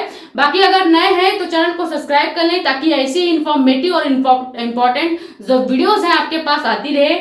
नए बच्चों को जोड़ें, जो बच्चे इस साल 12th में जा रहे हैं, जिनका एग्जाम 2027 में होने वाला है। ठीक है, अपने कमेंट्स या डाउट जो भी आपका है आप यहाँ पे भी हमसे पूछ सकते हैं और साथ ही साथ इंस्टाग्राम आईडी भी हमारे एक मेडिको एस्पायरेंट साक्षी मिश्रा के नाम से, वहां पे भी आप अपने डाउट्स पूछ सकते हैं। ठीक है, तो ज्यादा से ज्यादा वीडियो कर दें शेयर, और नए हैं तो वीडियो को लाइक कर दें, इसको स्क्रीनशॉट कर लीजिए। मिलते हैं नेक्स्ट वीडियो में या नेक्स्ट वीडियो लेक्चर में, जिसमें हम डिस्कस करेंगे वैज्ञानिक संकेतांक का। ठीक है, यानी साइंटिफिक जितने भी आपके फॉर्मुलेज हैं, जितने भी आपके राशियां होती हैं, वो हम डिस्कस करेंगे। ठीक है, तो ये स्क्रीनशॉट कर लीजिए। मिलते हैं नेक्स्ट वीडियो में। Thank you so much.